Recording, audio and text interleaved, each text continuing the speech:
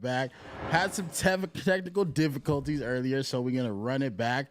But what the other thing is, now we're live on all 3 platforms again, man. So once again, everybody, hope you're having a great week. Welcome to another episode of Friday Night Run, our live stream, where we're here to come kick it.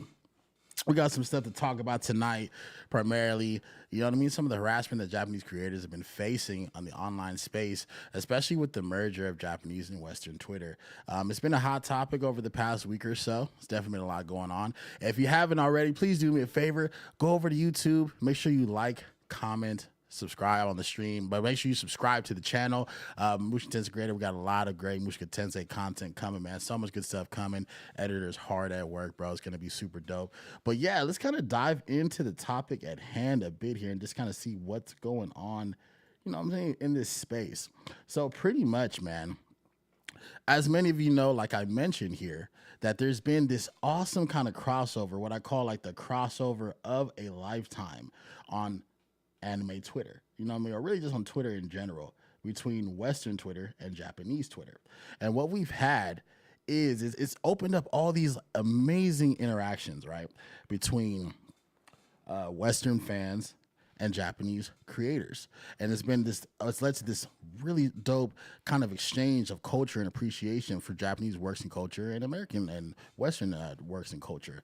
But unfortunately, there really has been this segment of Western and anime and manga, quote unquote, fans that in typical, you know, tourist fashion have really used this as an opportunity to attack and really attempt to bully Japanese writers, Japanese artists, mangaka, etc., for their work, right?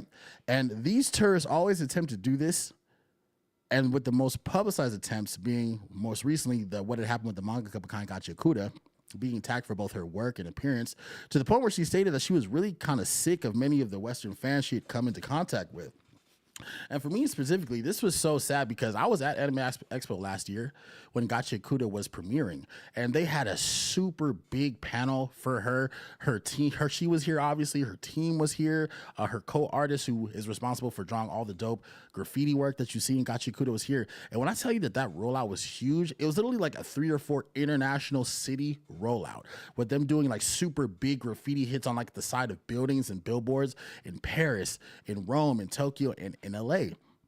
And so she's at this panel. She's so excited. She's getting nothing but love. And I'll mind you, this is her first time in the States. So this is her first like real interaction with her Western audience, right? And it was such a high, we're in the ballroom or wherever it is doing like Gachiakuta chants. It's so great. People were asking her like, hey, what are you going to do like after the panel? She's like, yo, I'm going to have someone take us around and show us a whole bunch of dope graffiti. And we're all laughing. We're like, yeah, you're in LA. You're going to see plenty of graffiti all over the place, right? It was a super experience, right? Good experience for her. So from her to go from that high, between having her manga get adapted into an anime with a super big push, like they want Gachiakuta to be the next best thing, as we can all tell, right? To go from that high to go to the harassment online from these fucking weirdos who are saying, oh, isn't this character that you're making trans? She's like, no. She's like, aren't you not? They're like, aren't you non-binary? She's like, no, I'm not non-binary. Like, where did you get that from? Like, there's a whole bunch of that sort of bullshit, and it was ridiculous. And so most recently, there was a mangaka named Syundei, and she is the creator of a boy love mangaka series called Ganbare Nakamura-kun. And the anime adaptation has been really highly anticipated by those fans, and it's been debuting this anime season. And the mangaka was attacked so crazily by Western quote-unquote fans, really aka tourists, that she deleted her account altogether. And the most ironic part about this whole thing, and that she was being attacked about aspects of her story that the Twitter police weren't even correct about. Insanity. And so the big issue at hand here, and what we're really seeing a lot of, is that there's like this insane belief among these anime and manga tourists that if an element of a story makes them uncomfortable, or the hive mind, right, simply doesn't like it for whatever reason, it shouldn't exist. Never mind the fact that they can simply just choose to enjoy a million other series that may be more to their liking. Because for them, if they don't like it, this is their chance to get virtue signal points and their chance really to attempt to make someone bend the knee. It's ridiculous. But the biggest thing to remember is that virtue signaling online on Twitter and other spaces, that sort of online harassment is never really about any real or perceived issues. It's about control, right? Anime and manga are a uniquely Japanese medium with Japanese sensibilities, and it kills these people that they can't force Japanese creators to bend to their will. Because you look at it across Western entertainment, right? These people with their online presence, and mind you, they are a minority, but they're a very vocal minority. And so, especially for a Japanese creator who is interacting with these people for the first time, because you already know you have the silent majority of fans who are just going to enjoy a work, be happy it's being adapted. You know what I mean? They may not even interact with the creator like that. But you know who's going to choose to interact is the people who want to attack and harass. And so they may seem like they're the entire populace. So these Japanese creators are saying, damn, these people must not really fuck with my work. Like, what's going on? Not knowing that 90% of people are loving it, and this small 10%, maybe even less, are just so loud that they're causing these people to abandon their online presence, or they're causing these people to develop a real disdain for Western fans. So that's why, look, man, I'll say this before we get into the videos that we have queued up to kind of go into these topics here, that us as real anime and manga fans, the real Western fans, it is beyond important in this day and age, in the big 2026 and beyond, that we interact in these online spaces to counteract these negative voices that do not speak for the broader Western anime and manga community. Because these people will portray themselves as speaking for us. And these people who probably haven't even watched the work are just seeing clips. Like, these are the people who will simply watch maybe clips on YouTube, right?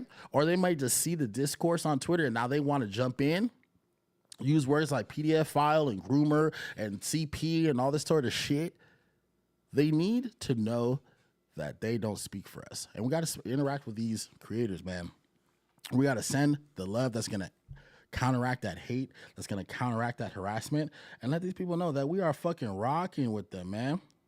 What's going on, man? What's going on? So what we're talking about, bro, man, what we're talking about is just a lot of the harassment that Japanese manga and creators have been facing on online spaces and Twitter and whatnot. So what we're going to be doing, bro, is we're going to be reacting to videos here, kind of going into the issue and rocking from there, man. So buckle in. If you haven't, bro, do me a favor, subscribe to the channel, man. We're dropping a lot of dope content, and we're gonna get deeper into it, okay? So yeah, man. So what we're gonna do is, obviously, Chibi Reviews is a great resource when it comes to broader anime and manga news, when it comes to censorship, when it comes to series, when it comes to the harassment of Japanese creators, unfortunately, by Western fans, things of that sort. And so we have a couple videos from him detailing the situation, breaking it down even further, and then we're going to comment all throughout and really kind of break it down, bro. So once again, welcome. I appreciate y'all for being here, and let's have us a good stream, have us a good time. Hey, Car, do me a favor, man. Have you hit that subscribe button? Make sure you do, bro. We're going to hang out. We're going to have us a good stream, all right? Cool. So let's go and get this video rocking, and we will go from there. Off the internet thanks to intense online harassment from people within the West. A Japanese manga author has been ran off the internet thanks to intense online harassment from people within the West for how they write and draw their manga series and how the anime depicted the content from their manga series. And this is the last statement that the author left us before closing all their accounts online and saying there's no point in being a manga author anymore, and also putting their series effectively in indefinite hiatus, canceling it thanks to the overwhelming harassment that they received from people within the West. And I am so disgusted. Like, look at this, man. Like, this is the author of Ganbare Nakamura-kun. Before, this was like the last statement that she made before she literally just deleted her entire online presence.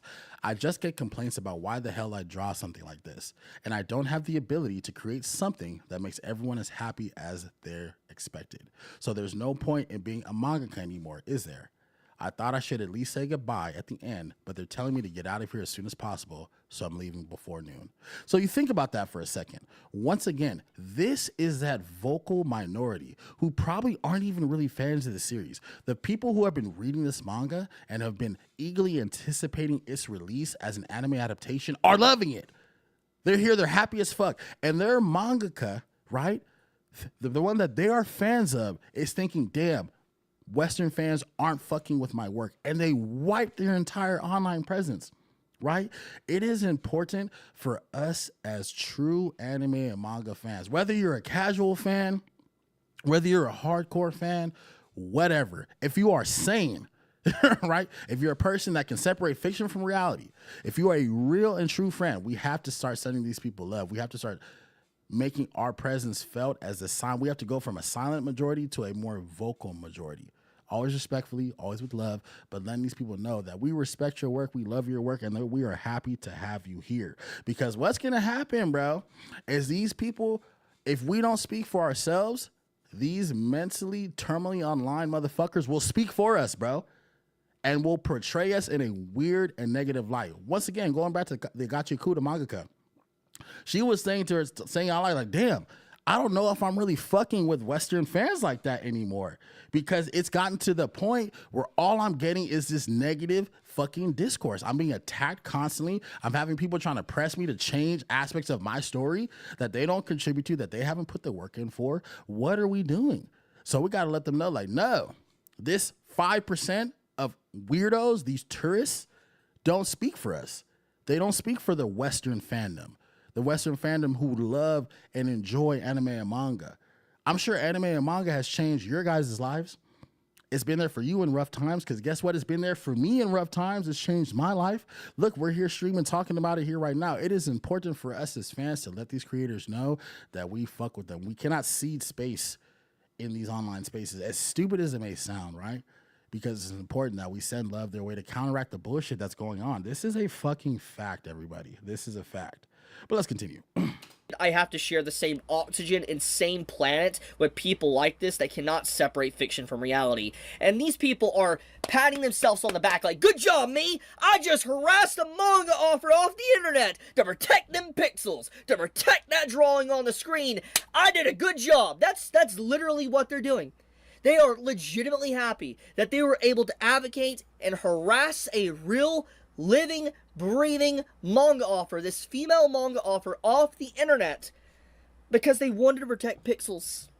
And think about it for a second. These are the same people that will talk about representation, how there's not enough female this or female that. This is a female mangaka, right? Who happens to be drawing a boy love manga. Whether that's your thing or not is irrelevant, right? They harassed her off the internet. Why? Because they didn't act aspects of the story. So essentially what's going on is, like, within it, this is about like a middle school or a high school kid who has a boy who's interacting with his crush, right? And I guess there's a teacher that he has a crush on, but the teacher does not reciprocate his or whatever in any way, shape, or form. But they're like, oh, well, there's this interaction that could happen. Like, what the fuck are you talking about? the mangaka made clear, like, no, they're not going to have any interaction like that at all. And Chibi will go into a little bit more, but that wasn't enough for them. They're just like, fuck you, you shouldn't draw this at all. Like, oh, da, da, da, da, da. I'm like, are you guys like even, you clearly haven't read the series or interacted with the series at all, because if you did, you would know that there's going to be no contact that's inappropriate between this mentor or teacher figure and this student. But it's not about that. It's about control. It's once again about the fact that anything that doesn't agree with their armchair morality, anything that doesn't fit with their very, very skewed worldview, their puritanical worldview, shouldn't exist. Mind you, they can simply choose not to interact with the work. You know what I'm saying? They can simply choose to interact with and consume the hundreds of thousands of other series that may be more to their sensibilities. But for them, if they feel like they don't like it, they feel like it shouldn't exist. And the internet has given them the ability, and now with the merger of Japanese and Western Twitter, it has given them the ability to attack and attempt to bully these people. And everybody knows the Japanese are super nice people. Like, I've been to Japan multiple times, and they are some of the nicest fucking people that you will meet, bro. Some of the nicest people that you will fucking meet. And they're not just like that, just like this sort of negative online discourse just isn't a part of Japanese culture, bro. So they're like, whoa, what the fuck is going on? For them, it's probably insane to be having to deal with this, right? But yeah, let's continue. Because there was a piece of fiction that upset them.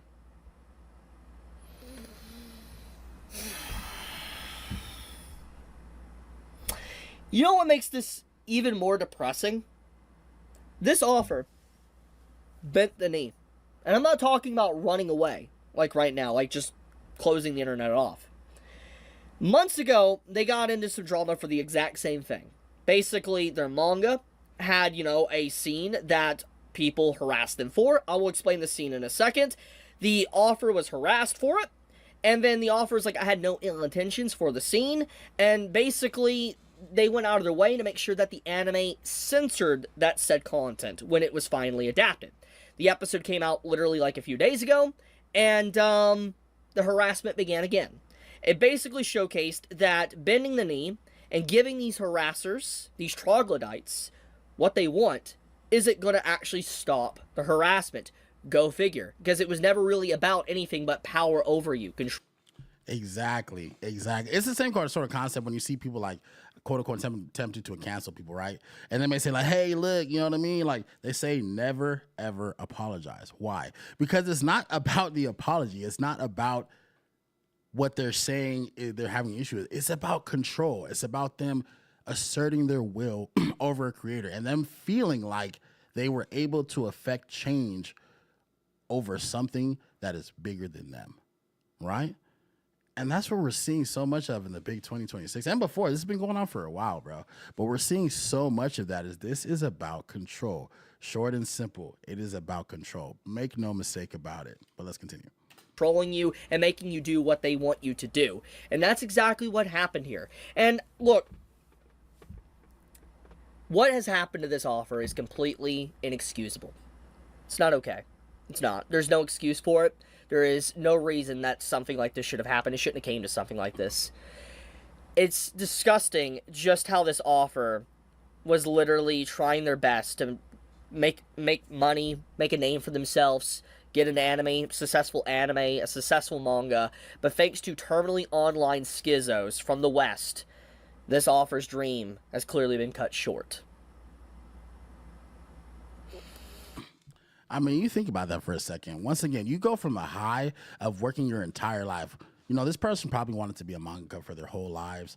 They went through that whole process. They probably got a whole bunch of series rejected because, you know, in Japan, you got to submit your one-shots. You're trying to get picked up by a magazine. She finally gets picked up. Then the work is doing well enough in the magazine that it gets an anime adaptation. She's lit. She's like, oh, my God, like my dream is becoming a reality. Everything I work for is starting to bear fruit, right? And it looks like it's a pretty good anime adaptation. Like I said, this sort of series isn't necessarily for me, but it looks good. It has that kind of classic, like Rumiko Takahashi kind of look to it, right? Looks great. She's on that high, only to be viciously attacked and bullied off of the fucking internet, bro. Like, what are we talking about right now? Insanity, bro. Insanity. But once again, it's important for us as true fans to make our voices heard in these situations. You know what I mean? To kind of get in them trenches a little bit and just not necessarily engage with the people who are being negative, but just counteract them. I'd be like, hey, ignore these comments. I'm a fan of the work. I like what you're doing. Keep doing what you're doing. We're here for you, right? But let's continue. So let's give some context here on what content it was. So, the content that caused this harassment, there's no excuse. There's no justifiable excuse for harassing an offer. But I do want to explain what scene it was. So, in the series, apparently it is a boys' love. It's a BL. It's a yaoi. And I know a lot of people don't care about that. That's fair. I don't care about BL. I don't care about yaoi stories. But I'm going to defend this because it's still unacceptable. It's unacceptable what happened to this offer. And I would be a hypocrite if I didn't defend this offer. And if I didn't defend fictional content. I would. So, I'm defending it because it needs to be defended. BL and yaoi, yuri, etc. It all has a right to exist. Anyways, the story had a moment to where that it was, you know what I mean? Am I into seeing the boys play? Not necessarily, but goddamn it, baby, if that's the story that you wanted to write, motherfucker, go ahead and write it, baby boo. And not only are you writing the motherfucker, but you're lit. You got an anime adaptation. It's up. It's getting pushed. You're doing your thing. Rock out, baby. You know what I'm saying? Let them know it's cracking. Fuck these weirdos, bro. Get in here and do your thing. You worked your whole life for this. What do you think that she went through night after night, day after day, week after week, deadline after deadline to get this thing out and have her vision brought to life? And she has reached a point that a lot of people never will, right? She got an anime adaptation and a good one at that. Only to have this moment stolen by an anonymous, probably 16-year-old on the fucking internet who thinks that she's a PDF fucking writer who's promoting grooming, and the person doesn't even know the finer aspects of the story. What the fuck are we talking about right now, guys? This is insane. Let's continue. Goodness gracious. there was a character the main character that was in class, and there was a octopus that basically got on him and did the traditional I cannot believe it's not hentai scene, basically, with tentacles. And it was the main male character, and it didn't really show anything. Like, it wasn't to the level of gushing over magical girls, for example, or anything like that, but it was a play on that type of trope. Anyways, once this happened, from what I can read up on, the character in question to have this done was carried, like, back home or somewhere, carried back home from the male teacher. And the scene looked like there was some form of romance and stuff going on there, and basically a forbidden bond. Now, anyone that has been in the anime and manga community for a very long time knows that type of trope and theme is nothing new. There has been countless BL stories prior to this one that has come out that has these type of themes, regular romance stories, Yuri romance stories. It is a very common theme. It's nothing groundbreaking, brand new. However, these individuals that read this series basically had a problem with that relationship and forbidden content within a manga. And think about that for a second. They're so shocked by these tropes, these very common anime and manga tropes, and they claim to be fans. And you're like, bro, if you know anything about anime and manga, you know that this is normal. And unless you're watching a hentai series, you also know that it's not going to go anywhere. You feel me? So you have nothing to worry about. But once again, it's not about them. It's about these weird puritanical sensibilities that these people have. What Monte Sensei will call the fun police. They're like, oh my God, it's the same people who will cry about like sexualization of female characters and like Marvel rivals and shit like that. They're fucking Puritans, bro. Oh my God, what the fuck? Why would you draw something like that? This is ridiculous. This is never funny. This should never be depicted, so on and so forth. I said in my last live stream, I said, I want to propose a simple fact, I want to put forth a simple proposition. If you want to criticize and critique people on the internet for depictions that they are creating from a puritanical standpoint, whether it be over sexualization, whether plot points or things that shouldn't exist, then all that we need you to do moving forward is we need to see your Twitter likes and we need to see your search engine history. Because a lot of times these people are doing what? They are projecting. This is 100% facts. These people are projecting, and it couldn't be any clearer. Let's continue. So they went online, they did what they did best, and they harassed the offer to the point to where they apologized for the said content. There was no ill intentions for the said content, and then basically causing the offer to get the content censored within the anime, and then you know the rest. So basically, we have a... Think about this for a second. The author capitulated, but that's the thing. It's never about the quote-unquote offense, whether it's real or perceived. It's about control. Because for these people, you apologizing and giving them what they want is not you trying to make them happy. It's actually an admission of guilt. Oh, so you do admit that you were doing something wrong, which is why you had to apologize and change it. What the fuck are we talking about? There's no winning with these people. Never apologize. Never bend the knee. Never change your vision for these people who will have no vision of their own. They're a hive mind. They have the mind virus. Nothing will make these people happy. They are deeply unhappy. They're only in this space because it's popular. These are the same people who probably 5, 10, 15 years ago would have been talking shit to you for liking anime and manga in the first place. That's the thing that's so fucking funny to me, bro. As a person who is a lifelong fan of anime and manga, you remember a time, because I'm in my 30s, so I remember a time where it was like, yo, fool, like if you were out here talking about the shit that you fuck with outside of like Dragon Ball Z or some shit like that, they're like, yo, you're watching those fucking Chinese cartoons, fucking weirdo. You're like, oh, well, actually it's Japanese. Yeah, shut the fuck up. You know what? Whatever, fool. These are the same people, a lot of whom probably weren't even watching anime and manga prior to fucking the pandemic, which is fine. If the pandemic brought you in, it's cool. But these COVID weebs, a lot of them are not real fans, and this is a fact. I'm sure you all know of or have interacted with people like this, fool, who are simply trying to ride a wave. Which is why, A, they're only really watching the super mainstream series, which is fine. If you're more of a normie or on the casual side and you're just watching what's got the big buzz, you're not trying to go like super deep second and third level, that's super cool. There's no problem with that, bro. But for you to attempt to come into a hobby and come into a community and then attempt to assert your will, dominate it, and feel like, well, this should change to make me comfortable. What are we talking about right now?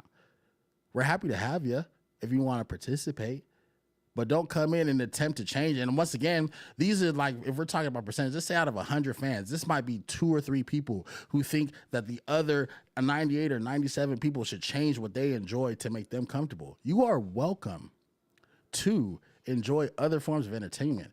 Everything coming out of the West right now is already built to those sensibilities that these tourists like. Why not just consume that? Why? Because anime and manga are big. Anime and manga are popular. Anime and manga are growing globally. So they want to be a part of the popular conversation, but they also want that internal satisfaction of making it change. And here's the problem with that. When that happens, right? Anime and manga is growing like gangbusters now, right? It has gone mainstream for better or for worse, right? But if it changes, what in turn happens? If it changes, it no longer has those qualities and sensibilities that made it popular in the first place. Right or wrong? Right or wrong? Let's continue. A fictional scene that wasn't really that explicit, that was just a typical trope within an anime and manga, that caused a female author to be ran off the internet.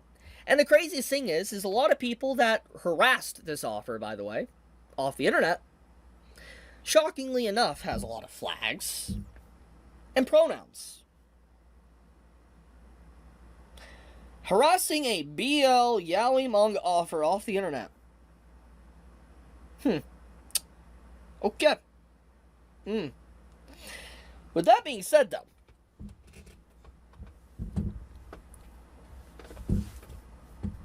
if I said what I really wanted to say, this video would be taken down. I wouldn't even be able to upload this video. I cannot believe we live in a society where this is getting worse. This is getting worse. As Naruto used to say, believe it. Believe it, motherfucker. Look, but that's why, like I'm saying, it's important for us as the broader anime and manga community to make our voice, to make sure that our voices are heard, bro. To make sure that we're supporting the creators whose works that we're fucking with. And even if we're not necessarily a fan of the series, when you see someone get a series or something like that, you see some stuff, drop a positive comment, drop a like. Little things go a long way, bro. And they stack up. But as the broader community, we have to make sure that they know that we rock with them, that we want them to put their vision forth. Because the reason why we fuck with this is because it's Japanese. It's because it has these Japanese sensibilities. If we wanted something that's more geared to a Western audience, we would consume Western content, right? Anime and manga are popular because they're Japanese and they deal with these topics the way that they do. Yes, indeed. This is a very good example of what I've been talking about. These are the very people that will call you a PDF. Hey, look, as a person who creates Mushika Tensei content, and if you're a fan of Mushika Tensei, then I definitely recommend that you subscribe to the channel. Hit that subscribe button. Once again, too, if you haven't already, make sure that you like the stream. We have a few people in here. Thank you guys for hitting that like button. But yeah, I drop Mushika Tensei content pretty much weekly. You know, took a little bit of a break, but we're coming out. But yeah, as a person who makes Mushika Tensei content, we all know that these tourists hate Mushika Tensei. I call Mushika Tensei a weeder anime. It's the ultimate filter series because once again, and I was saying this on my last stream, not liking Mushika Tensei doesn't make you a tourist, but all tourists don't like Mushika Tensei. This is a fucking fact. I have this video that talks about, once again, Ruda's who he was before he got reincarnated and like why his family kicked him out of the house before he died and so on and so forth. And man, if you look at the comments on these videos, Diddy Tensei, PDF file, he was watching CP. I can't believe you guys defend this character. Why do you watch this series? This is why I dropped it. It's nonstop. It's fucking great. Like I said, if I ever want to amuse myself, I would just check the comments of that video and just die. Just oh my God, it's so great. Anyway, but yeah, man, let's continue. Over a drawing, but in turn do nothing about real victims. They'll never advocate and try to protect real people. They don't care. They don't really care about helping people and real victims. They don't. It's all about power, control, and seeing what they can get away with by harassing you. Because the low-hanging fruit, the easiest thing to do is to virtue signal and clout chase over fictional content. Trying to go out there and do something that's really important, that's too hard.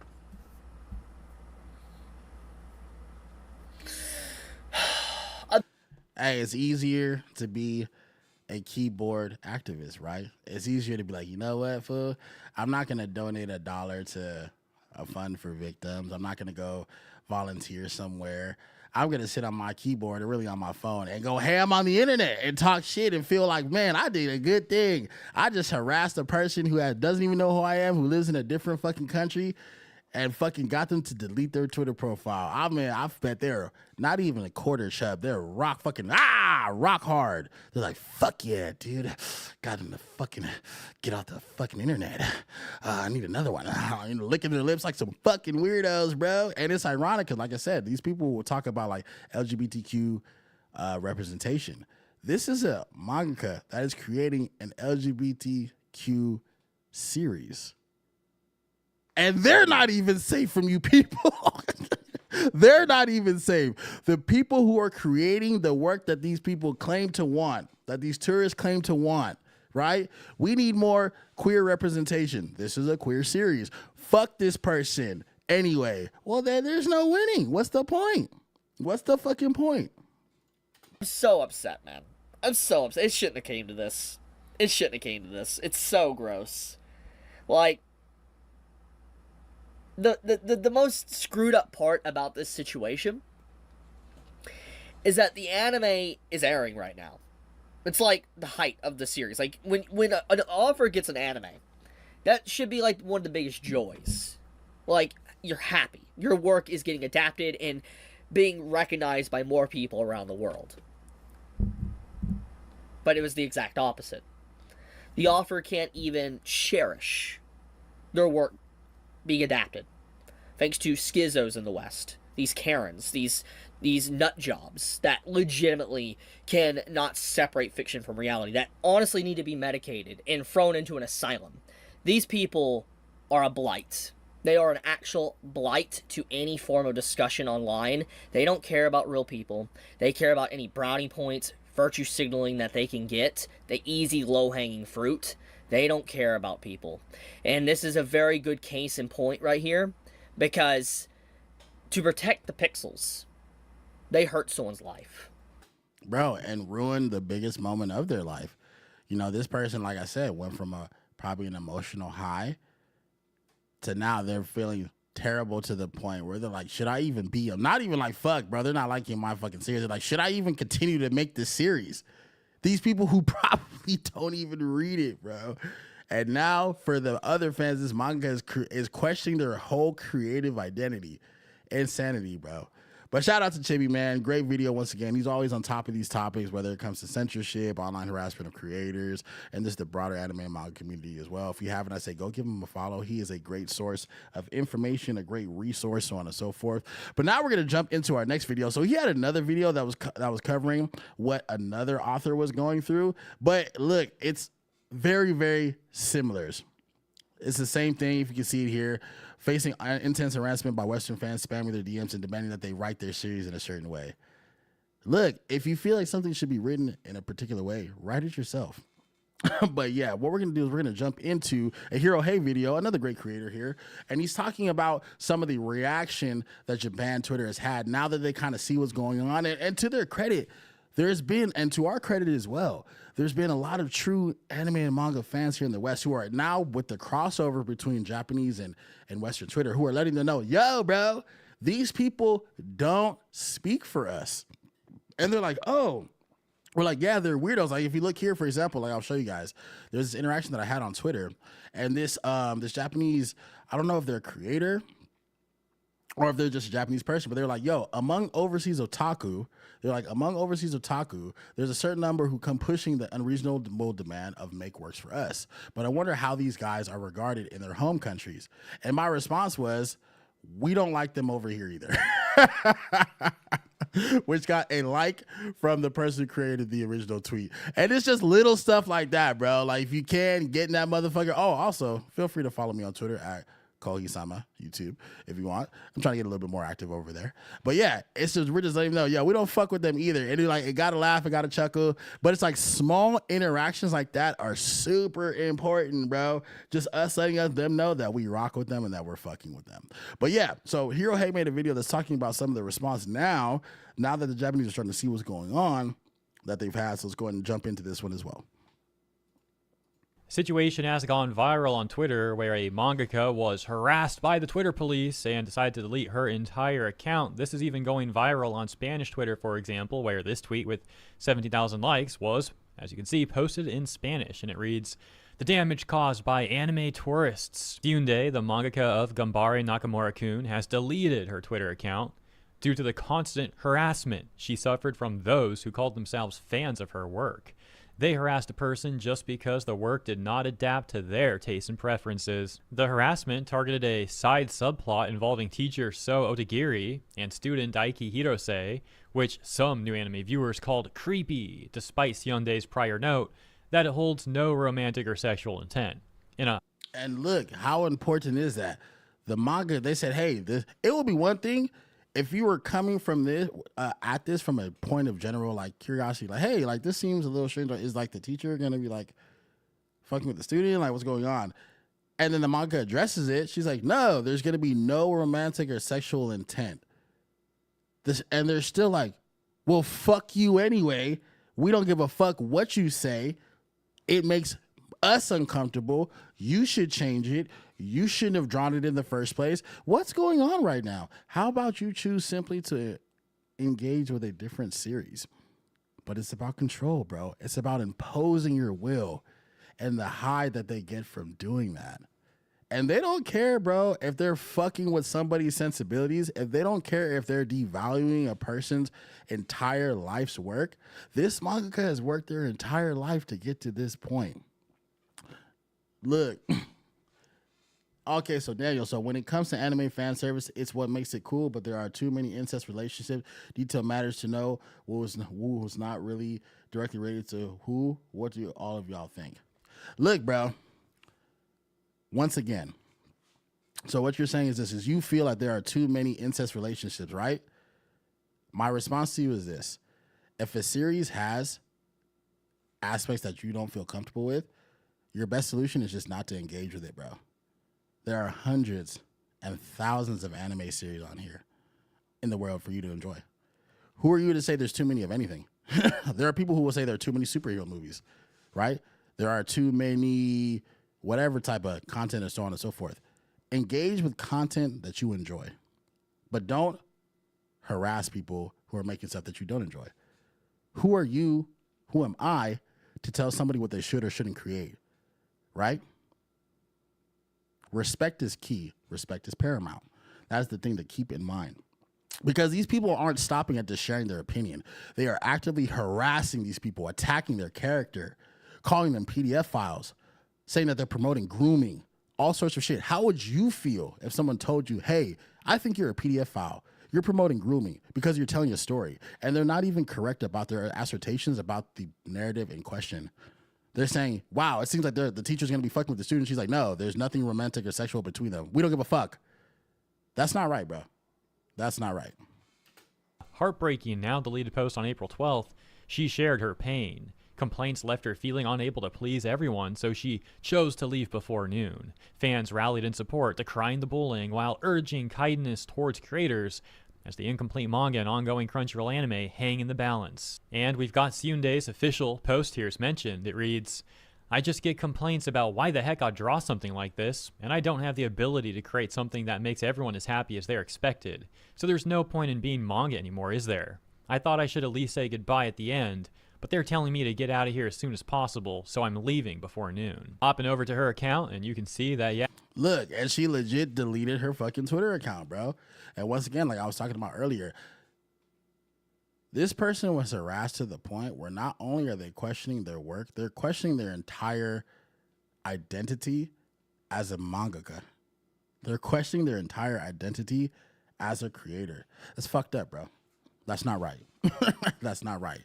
And this is an inherent problem with tourists in the Western anime and manga fandom space. People who feel like because something makes them uncomfortable, it shouldn't exist. If something makes you uncomfortable, don't engage with it. Simple as that. Change the channel. Select another series. There's a million other series. If you like romance, there's a million other romance series for you to enjoy. Engage with what you like. Rather than attempting to tear down what you don't like, engage with what you like. Point blank simple. But let's continue. Yeah, she has indeed deleted the whole thing. This recent incident is causing more and more Japanese people to become aware of the Western Twitter police and the modern audience types and how they love to always whine on social media, trying to look for things to cancel. That's how they spend their time, by publicly talking about how offended they are. You know, great life, huh? More details here reading Go For It Nakamura creator Syundei has deleted their... Yeah, let's check this out. So, Go For It Nakamura creator Syundei has deleted their X account after severe criticism online for some of the worst content, despite having cleared up months ago. Literally, she already addressed this months ago, saying that what you think is going on is not going on. There is no ill intention from the currently criticized teacher character. The anime adaptation recently started. Go For It Nakamura is a boys love rom-com about a shy, clumsy teenage boy trying his best not to mess things up with his crush despite his nervousness. These people will claim that they want representation. They want more queer stories. This is a queer story that is big. It's getting a big push. And you bullied the creator off of the internet. You feel me? Why would anybody create stories to please you? Because now it's not about the content. It's about how the content is created. It's about how it's framed. There's no pleasing this side of the aisle. There's no pleasing the tourists, bro. They're just trying to score brownie points. They're just trying to score virtual signal points. Make works for your audience, which is the Japanese audience. And if we, the Western audience, get to enjoy, if we get to partake, that's cool, but that's a bonus. They shouldn't make anything for the Western audience or with us in mind, because we are engaging with and enjoying anime and manga because it's Japanese. We like the Japanese sensibilities. We like the humor. We like the quirkiness. We like all those aspects of it. That is what has made it big. That's what's made it grow, because we can't get this sort of entertainment in the West any longer, right?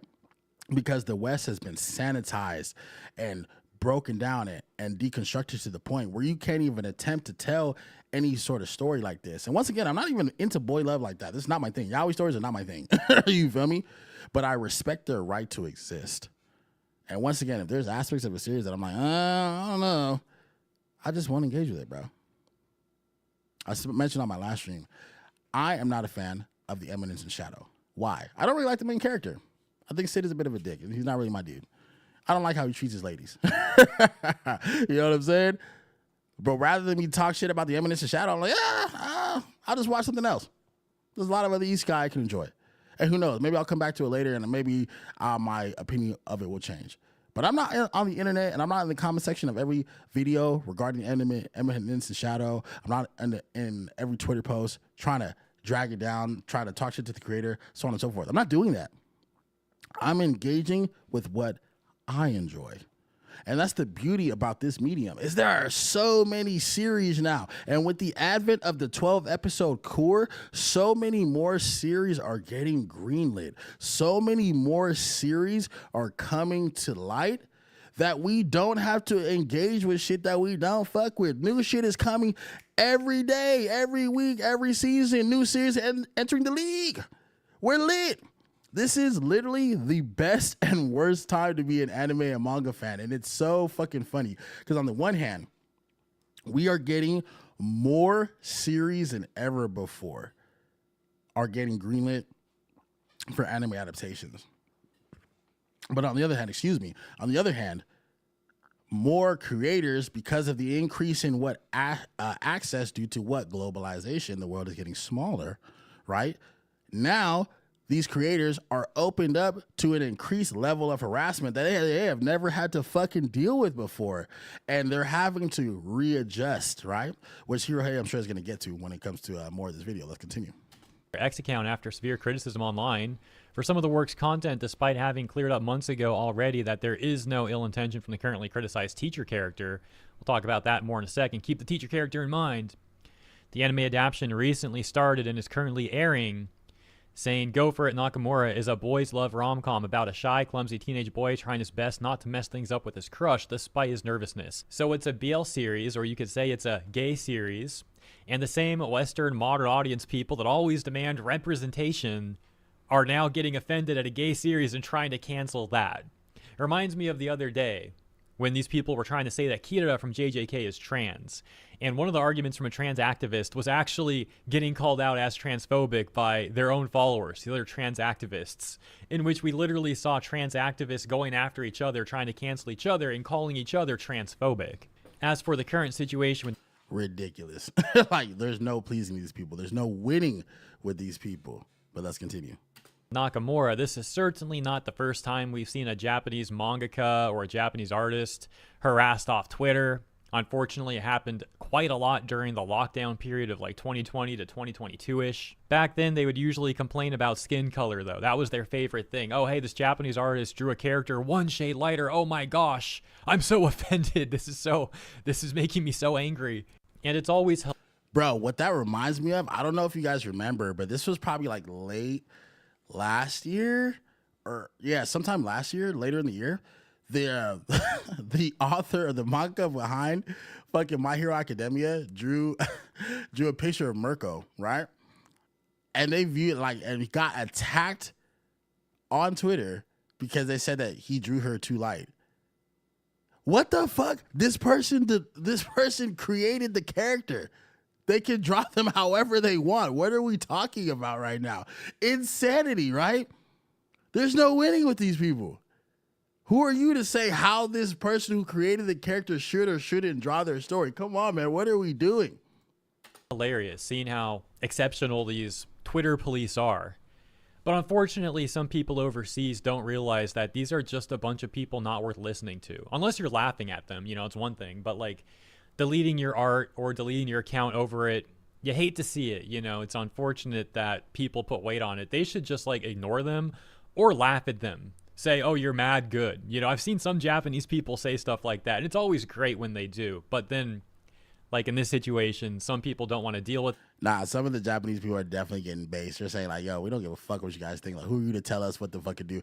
And like, as they're getting more acclimatized to like what's going on, and they're figuring out that this is a small suspect of just fucking weirdos. Because like I said, there's starting to be those Western anime and manga fans, the true fans, not the tourists, who are letting them know like, no, we're fucking with you. We don't fuck with these people either, so on and so forth.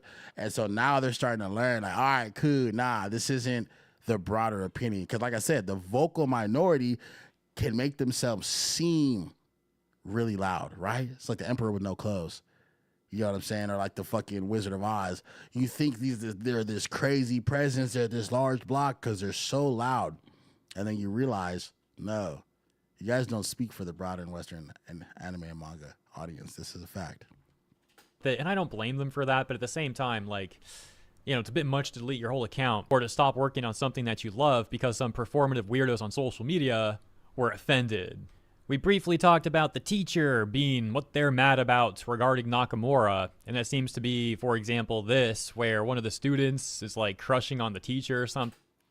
What's going on, Dan? So I almost forgot. What are your opinions about the series, The Rising of the Shield Hero? Just curious. Rising of the Shield Hero is dope. Season 2, pretty slow, but overall, I like the series. I've read some of the manga, read the light novel. I'm actually going to be getting caught up on it pretty soon here. But yeah, it was dope. And I remember that whole controversy as well. There was the whole idea that the female character is portrayed as a liar, like she's not a human. Humans don't lie. That whole controversy was hilarious. Like, because it was a gigantic nothing burger. Like, oh my God, like, he has like a slave girl. I'm like, bro, it's a fucking fictional story, bro. What's your opinion about The Rising of the Shield Hero? Daniel, let me know. Let me know what you thought about it. Do you like it? Are you a fan? But again, the teacher apparently doesn't reciprocate this at all. And now they're, again, making a big deal about this and harassing the mangaka over it. One comment right here even says, please remove the teacher. We are willing to cancel the massive call out. Bro, if you ever had any doubt in your mind that this shit is about control, look at that. Remove the key teacher and we'll cancel the call out. What the fuck? So you're attempting to hold this mangaka hostage by saying, if you don't want us to make your online life hell, change this story. They know what they're doing. That should bother you. You simply don't engage if you're not a fan. I couldn't imagine being so egotistical. Like, there's one, like, you're enjoying a show, and then, like, one thing bothers you, and you're going to start harassing the person that made the show, and, like, demand that they change it, and, like, threaten them, like, make implicit threats that you're going to continue the call out, the harassment if they don't capitulate to your ridiculous demands. You know what's hilarious about that? If you were to ask any one of these people, do you think you're a good person? They would say without a doubt, 10 out of 10 times, oh, yeah, of course, I'm a great person. I'm a wonderful person. Okay. Would a good person harass somebody on the internet to the point where they delete their account because they simply do not like a work of fiction that they're producing? Newsflash, wake up. That's not what good people do. That's not what good people do, bro. Nothing that these people are creating is illegal. It's fiction. They're telling stories. What are we talking about right now? Good people don't do what these people do. Good people don't harass people. Good people don't bully people. Now, once again, you don't have to like everything, and you can respectfully deliver and make your opinion known. But like, hey, you know what I'm saying? This series wasn't really for me. I'm not really like into certain aspects of X, Y, and Z, ABC. That's respectable. That's respectable online discourse. That's a conversation piece, right? Be like, oh yeah, I didn't really fuck with this series because of this aspect of the plot. You know, shout out to the fucking manga, the author. But yeah, that's not really up my alley.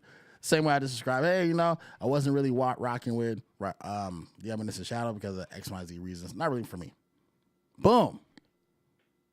Your discourse can remain respectful. But these people don't do that. They threaten. They harass. They bully because they're bad people, bro. Point blank simple. A lot of these terrorists are out of order. This is just a simple fact. Like, bro, just move on with your life. If you don't like the show, move on. Oh my gosh, it's so performative. Even out of my favorite pieces of fiction, I don't think there's ever been one where I like agree with 100% of everything and didn't have like one thing at least where I'm like, oh, I wish that would have went down a little bit differently. But I would never in a million years think like, oh, I'm going to go publicly harass the author of this work now and like demand that they change this. Like, what is wrong with these people? That's a rhetorical question, by the way. You don't need to answer that question. We all know what's wrong with these people. With additional context in this tweet that reads, Gopher Nakamura has been hailed by Western critics of BL as good representation and a wholesome exception to most BL for almost 10 years. But with the release of the cleaner anime adaptation, Western fans have begun a 180, problematizing the manga's content and its author. Look at that for a second, bro. This series has been out for 10 fucking years, smooth sailing. Hailed as like, hey, man, this is a great example of queer representation. We fucking love it. Da-da-da-da. Only for it to get adapted into an anime, and now it's bringing in that broader sphere because like a lot of people are going to be anime only, don't read manga. And now she's getting harassed. They completely turn on them. You can't please these people. Never. And like, obviously this author wasn't making this series necessarily to like please a Western queer audience. This is probably just a story that she had in her heart. She's like, yeah, this is a story I want to tell. This is a boy love story that I've wanted to write. She's been writing for 10 years. They will fuck with you till they don't. They'll love you until they don't. Their love is fickle. Their respect is fickle. They'll throw you under the bus at a moment's notice. Never do anything to please these people or not please them. Oh, Siri's listening. What's up, Siri? You know what I mean? Never do anything to please them or not please them because they'll turn on you at the drop of a hat. Create what is in your heart to create. If you have a vision, work to bring your vision to life the way that this author did. She's been working on this series for 10 years. 10 years working on this series, and it gets an anime adaptation that looks fucking great. And I'm not even into the series like that. Only for the people who should be championing the series, who always say that they want more representation like this in anime and manga, which if they knew anything about my anime and manga, they would know there's plenty of representation of this sort already there. They're just too lazy to look for it. It's not even like it's hard to find. And they flip like that and run this chick off the internet. This Japanese post for the upcoming Nakamura episode has been up for less than a day, and Western people just seeing Hirose jump on the teacher are crashing out in the comments and quote retweets and being extremely embarrassing and aggressive. Did we celebrate too soon? Good lord. It gets even worse though, and I'm going to be vague about this part because of some recent issues on YouTube if you saw my video from the other day, but let me just explain this without showing anything, and I got to be a little vague. Because that same user then showed a compilation of what looks like TikTok comments, some with almost 1,000 likes, where all these people on TikTok are accusing the mangaka of being a PDF, and you know what comes next. Bruh. Started with TikTok in the first place, bro. That's why I can't fuck with TikTok. Like, shout out to my youngsters, man. Shout out to my Zoomers who fuck with the TikTok, bro. I can't do it. I can't do it. TikTok is where things go to die. It's just fuck, bro. The brain rot is so prevalent. It's so rampant on TikTok. I say that as a person who fucks with Twitter, but I'm like, yeah, that's about it. Twitter's about as far as I can go with it, bro. File, right? Over this whole thing. And a number of other comments where they're also being very xenophobic towards Japan, essentially accusing all of Japan of being the term that I just mentioned. Look, I really don't like Crunchyroll. You guys know that. I've got like dozens of videos criticizing Crunchyroll over the years, but let me just point. You know what? That leads to a broader point too. Because these same people will talk about like colonizers, right? They hate colonizers. Colonizers are the devil. You know what I'm talking about. Is it not an attempt at colonization to try to impose your will on a group of foreign people or a foreign society, to attempt to bend them to your ideals, to not respect their culture, their narratives, their stories, and their work? Is that not a form of colonization? So these people who claim to hate that will do it at the drop of a hat if they encounter things that they view as immoral, whatever, quote unquote, because these people are degenerates. A lot of them are fucking degenerates, right? But if it doesn't fit their worldview, then they attempt to bend them to their will. Is that not colonization? Am I right? Am I right here? Am I wrong here? Let me know.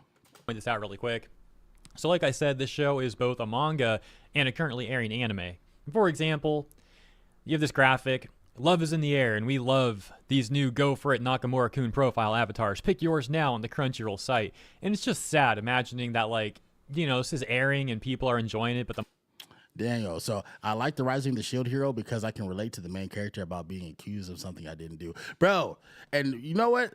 What's so dope about Naofumi too is even though early in the series he was super jaded, right?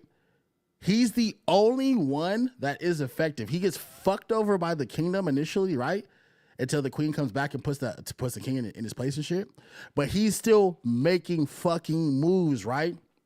When the events are happening, right? And he's consistently cleaning up after the heroes because they're fucking shit up. They're not paying attention to what they're doing. They're making mistakes constantly. And he's the only one making shit happen. And he slowly but surely starts to turn the opinion of the populace back to his side, right?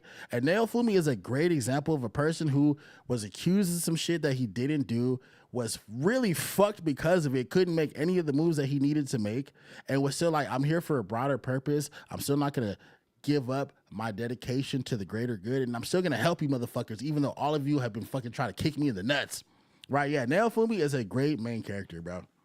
Real talk. Because you understand where he's coming from. He's jaded, but he's jaded for a reason. But even then, he doesn't let that anger, bitterness, and hurt stop him from performing for the greater good. He's like, I'm here to be a hero, and I'm going to be the hero that you all don't deserve. And as a result, his profile rises. And then eventually it comes out, right, that they've been bullshitting and so on and so forth, and his name gets cleared, but he's still like, fuck you guys, kind of. You know what I'm saying? But it's one of the things that just shows, never stoop down to their level, fool. Don't let them fuck with you either, though. Like, don't let people play with you. But don't stoop to their level either. 100%. Mangaka's like all depressed now because of these Twitter freaks. It's a cute graphic, too. It's just the juxtaposition. The mangaka should be happy seeing the fandom enjoying her show. And instead, now she's like saying she's off Twitter. She's not going to say goodbye. Like, even kind of like implying, like, I don't know, maybe the show will get wrapped up early or something, too.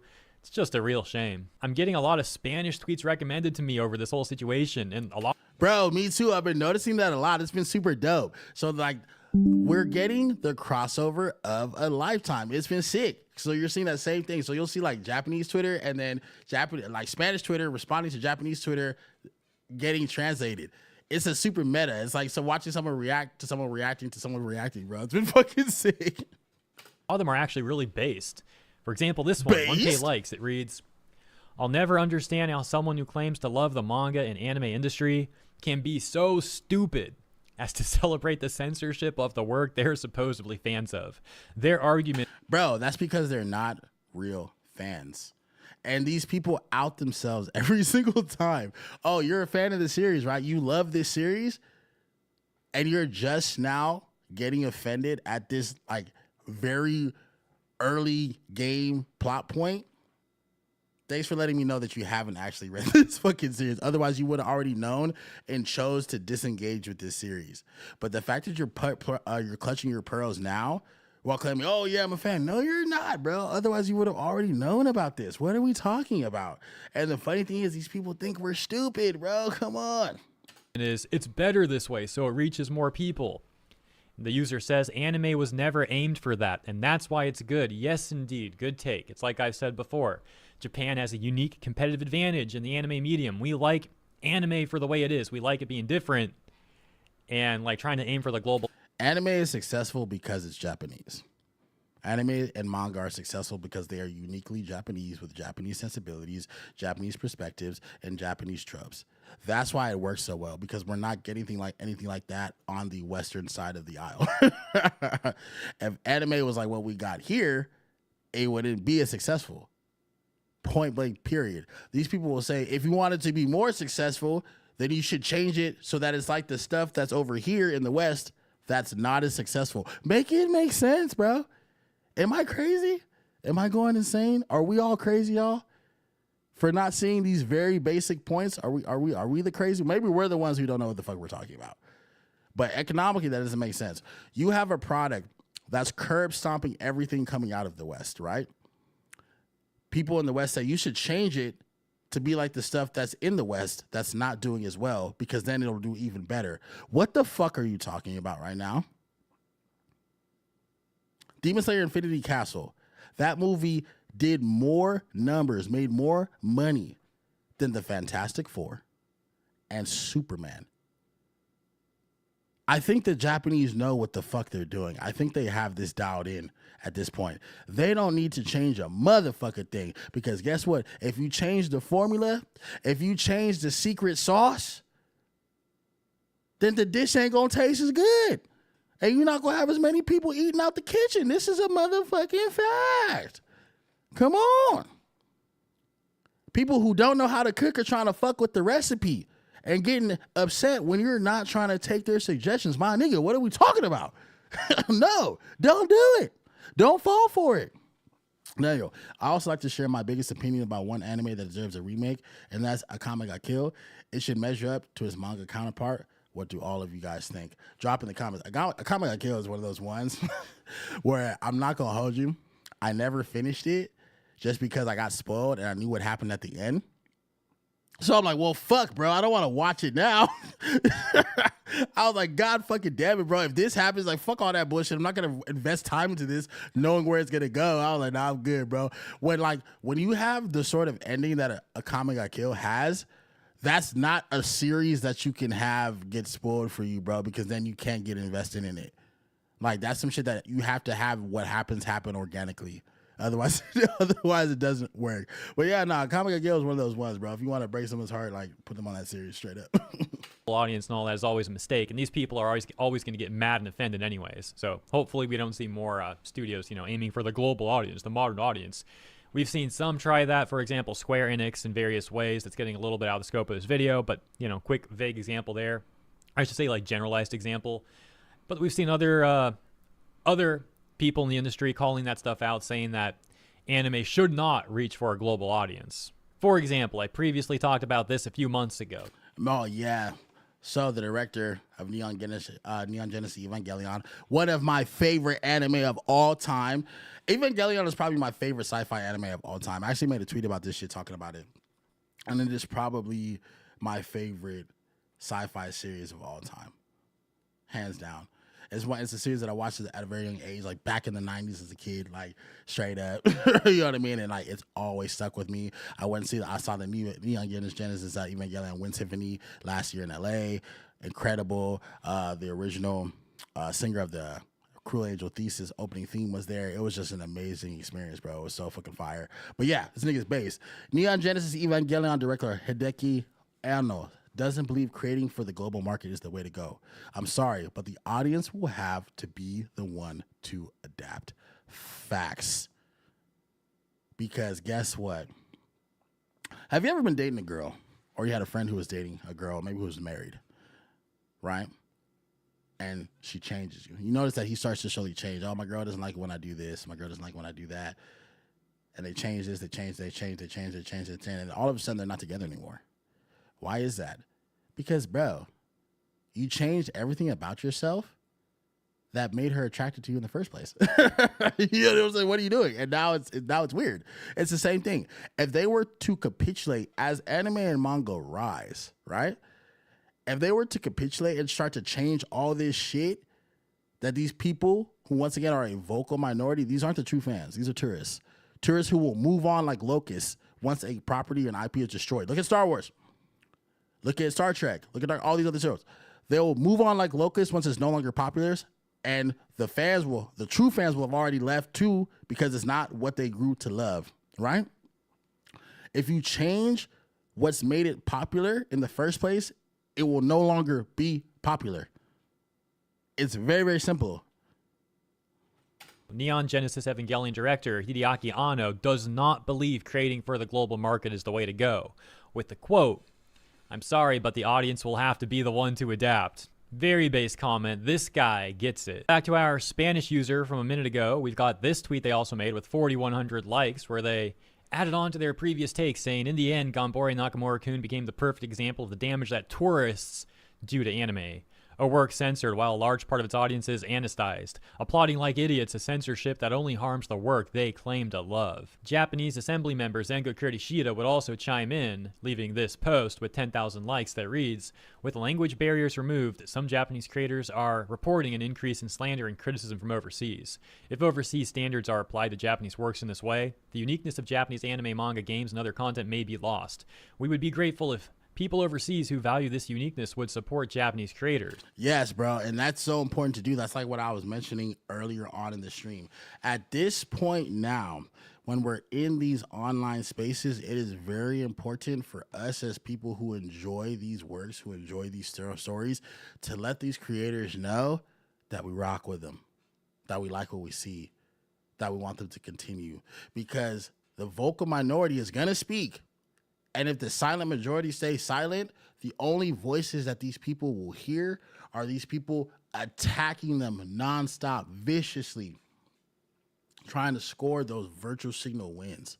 So it's important for you to drop that like, drop that comment, send some nice love, send some love their way, send some good vibes their way to let them know. And it's starting to happen, right? Like I said earlier, we're starting to see those engagements where people are jumping in there and saying like, no, you're good. These people don't speak for us. They're tourists. They're not real fans. Your real fans are here happy. Like, think about it. Think about a person who has been watching or reading or who has been reading Ganbare Nakamura-kun for the 10 years that it's been in publication. The manga has been published for 10 years. Imagine you've been waiting for it to get adapted into an anime for 10 years. It finally happens. The manga gets bullied off the internet. And then now you're wondering, is this series even going to continue? You, the true fan, has had the work that you've been waiting for a decade sabotaged by people who have probably never even read more than a couple pages, if they've read it at all. They've probably only experienced it through the comments that they see on Twitter or clips on TikTok. Maybe a YouTube short or two, if they're a little more advanced. Get the fuck out of here, bro. Come on. I feel that most fans are saying that it's important for Japan to remain Japan. I need to spread that message as well. That's also in reference to the recent algorithmic change where, on Twitter, Japanese posts are now being recommended to people outside Japan, with auto-translation also being applied and vice versa. While this has led to many wholesome interactions, it has also led to the Twitter police being enabled to find more Japanese people to harass even easier. It's interesting and sad and pathetic how we have these tourists, both in real life and on social media, that continually take advantage of the kindness of people in Japan. For example, these nuisance streamers that we've seen always going to Japan because, again, they're taking advantage of the kindness of Japanese people. Yeah, man. It's been one of those things where you're seeing it over and over again. And like I said, they attack the way they do because they know that Japanese society is so polite. They're so nice. They're really not going to give it, at least they think they're not going to give it back to them. But it's starting to happen, bro. They're starting to push back. But it's important for us to be on their side. So shout out to Hero Hey, man. Great video. He goes into a little bit more, but we over here have covered the topic that he's talking about. They're starting to push back, and you're starting to see more of a response. And there was more. Chibi had another video that was detailing more of it as well, kind of talking to more to that point. But what we're going to do is we're going to pivot a little bit to another video by a cat called Monte Sensei, and then we might jump back to this video. But his video is talking about base creators, right? Japanese creators, indie creators who are beginning to get it, who are beginning to jack into the matrix and understand that, hey, look, we need to create what we're going to create for the audience who rocks with us, because they understand that they have the sauce. They understand what's going on, bro. People are watching this shit because it's something that you can't get out in the West right now. This storytelling, traditional storytelling has been lost. Bad bitches have been lost. Anime and manga has it all. You want action, you got it. You want bad bitches, you got it. A thriller, a sports, you want a crazy psychological story, what the fuck, anything you want, we got it, baby. One-stop shop. You want it, I got it. Dripping like water. Want it, I got it. You know what I mean? Come on. There's only one character in the Rising of the Shield Hero that's my least favorite character, and that's the queen. I don't hate her. I just think she's naive about what she said to her daughter. I can agree. I respect her for the fact that, you know, she was letting her husband run wild, and then when she realized what the fuck she was doing, she came and put him in his place. But like I said, I'm behind. I'm not all the way probably to where you are. But I was like, dude, all right, cool, for sure. I didn't even understand. I was like, why were you letting him do what? Like, were you aware of what the fuck was going on? I don't remember if she was or not. I need to go back and rewatch it. Like, me and my homegirl, I've been trying to like get through it. So we're like, let's do a rewatch and do it. So I got to hit her up after the stream and be like, hey, where are you at with Rising the Shield Hero? But yeah, bro, I like the fact that she put that motherfucker in his place. But that shit was crazy. Nah, Rising the Shield Hero is dope, bro. Like I said, I have a couple volumes of the light novel that I need to start reading again. Straight the fuck up. But guys, hold on real quick. So I'm going to take a brief intermission. We'll be right back. In the meantime, I want you guys to chill, hang out, relax, and we're going to get to it, okay? 1 second.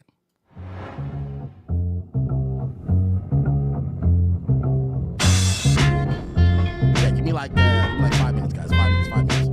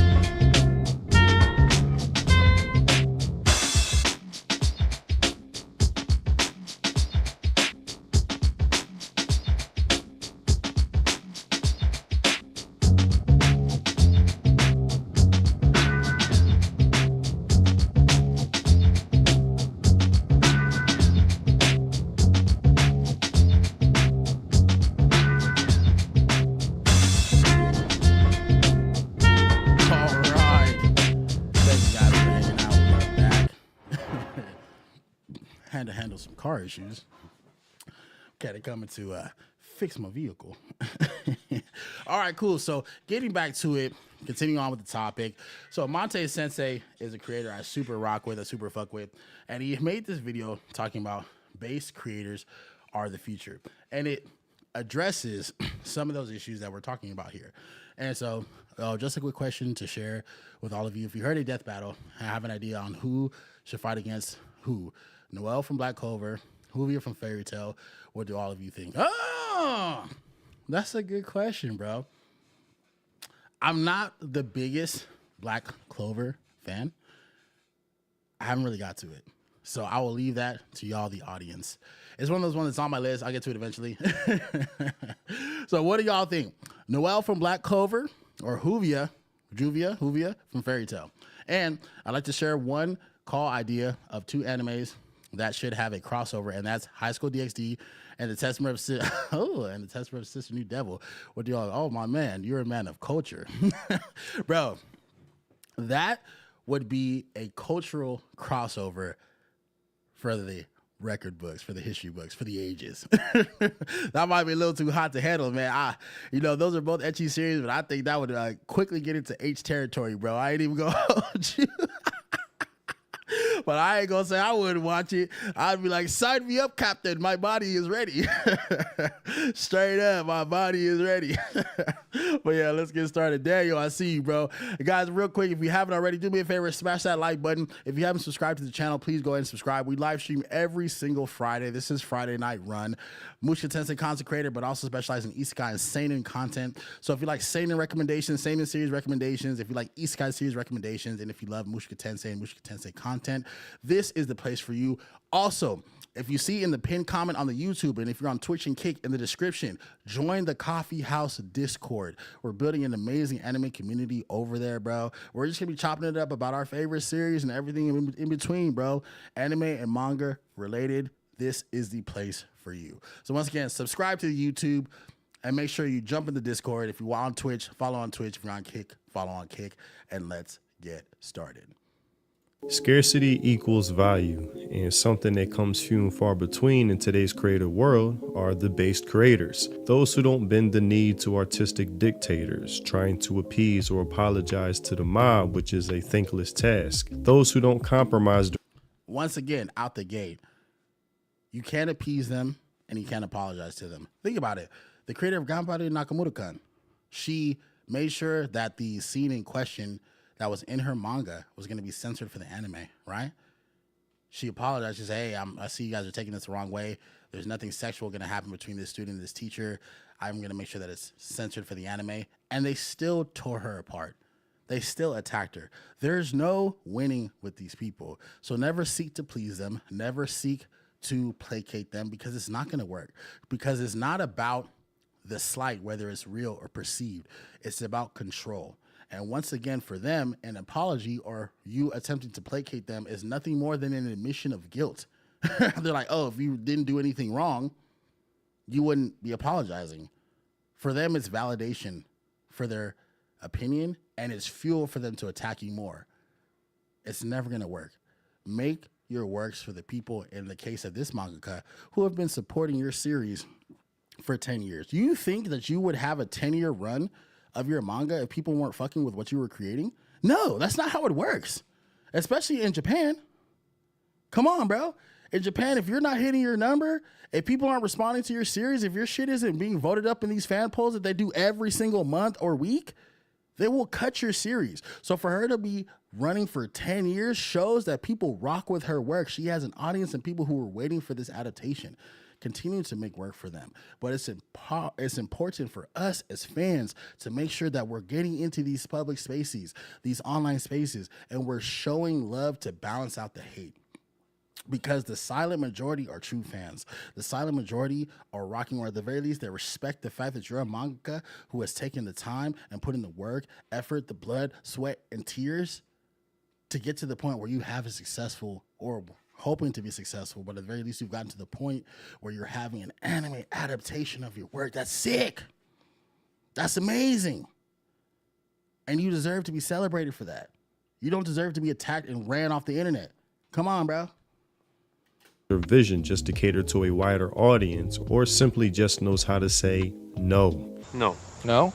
No! Someone in recent years who is an example of this is the creator of Lollipop Chainsaw, committing to not having excessive creative restrictions in the name of DEI for their upcoming sequel. A move I knew I had to support by buying and playing the remake of the original on stream.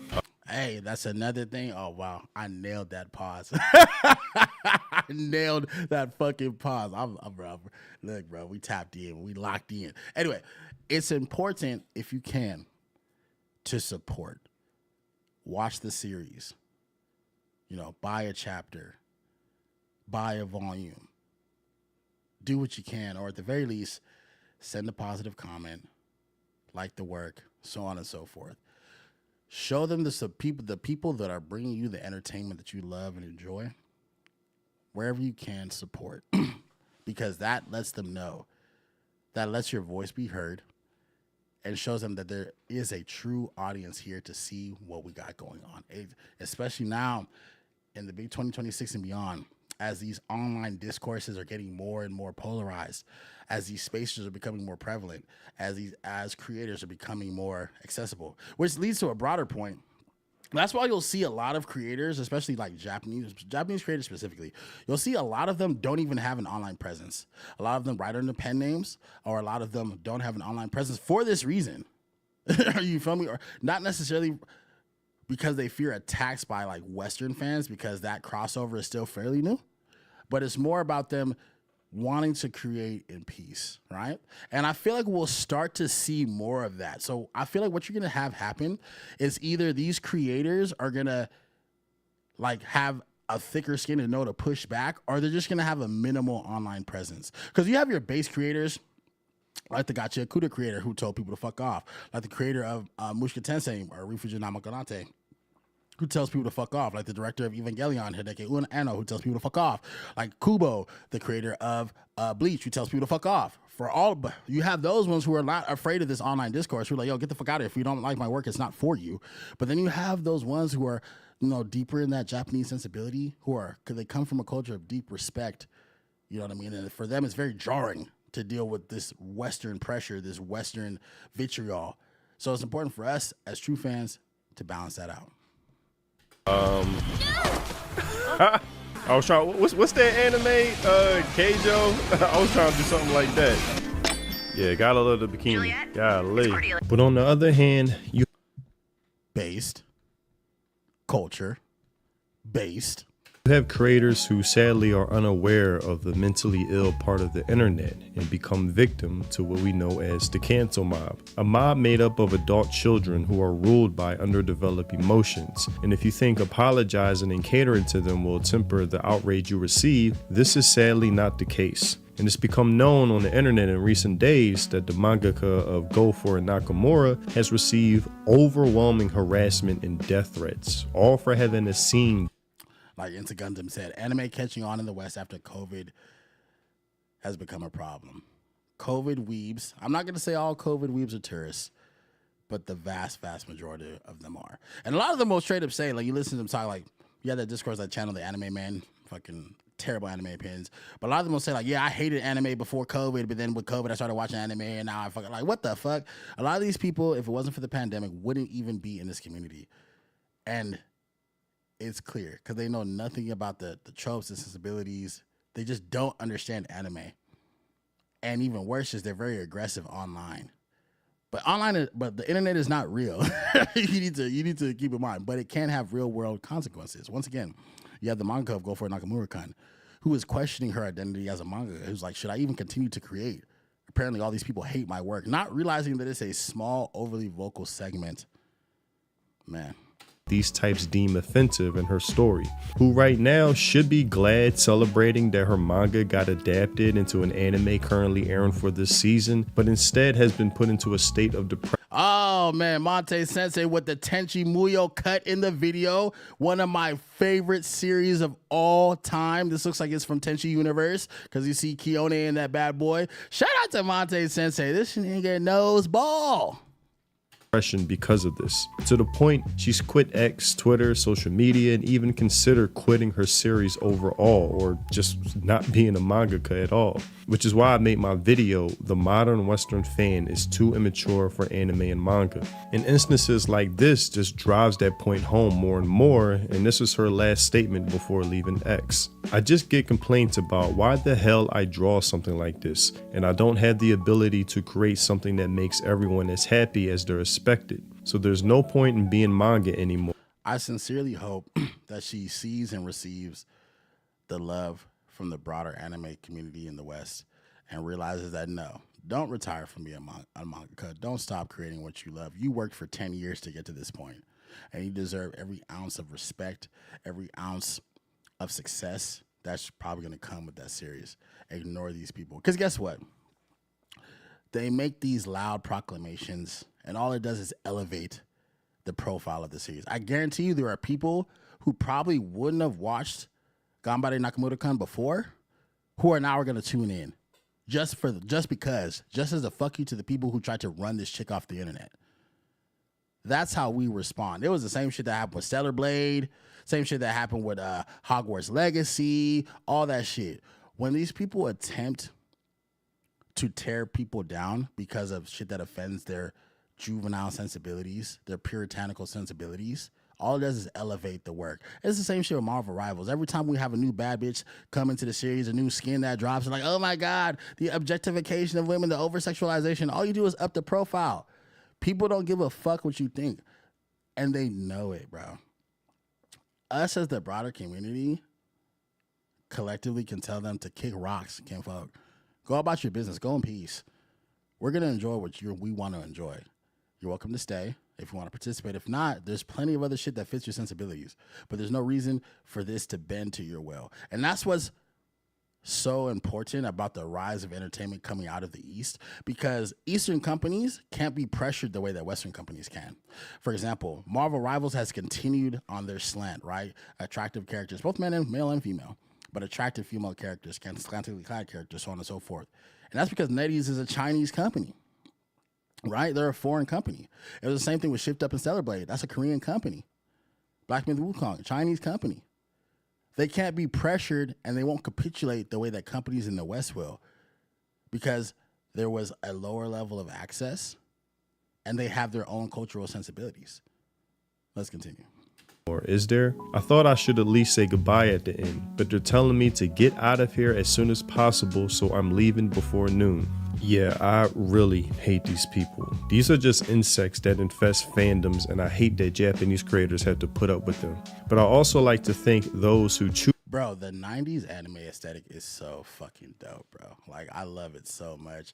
Like, I'm probably, sometime this year, what I'm planning on doing is having an entire month where all I do is watch, like, retro, like, 80s, 90s, and early 2000s anime, because I love that aesthetic so much. Like, I just finished last month, Battleship Yamato, Spaceship Yamato, like, or Battleship Yamato 2199, which was a 2000s remake of a 70s anime, and that fucking aesthetic, bro, the way those characters look, like, real quick, like, I'll show you guys, like, fucking, hold on, this shit's so dope, like, Battleship Yamato 2199, like, look, bro, like, look at these character designs, bro.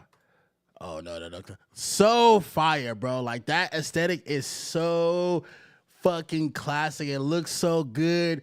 Snatched waist, fucking homie with the blicky right here, bro. Like, look at these characters. Look at these, a whole flock of baddies, bro.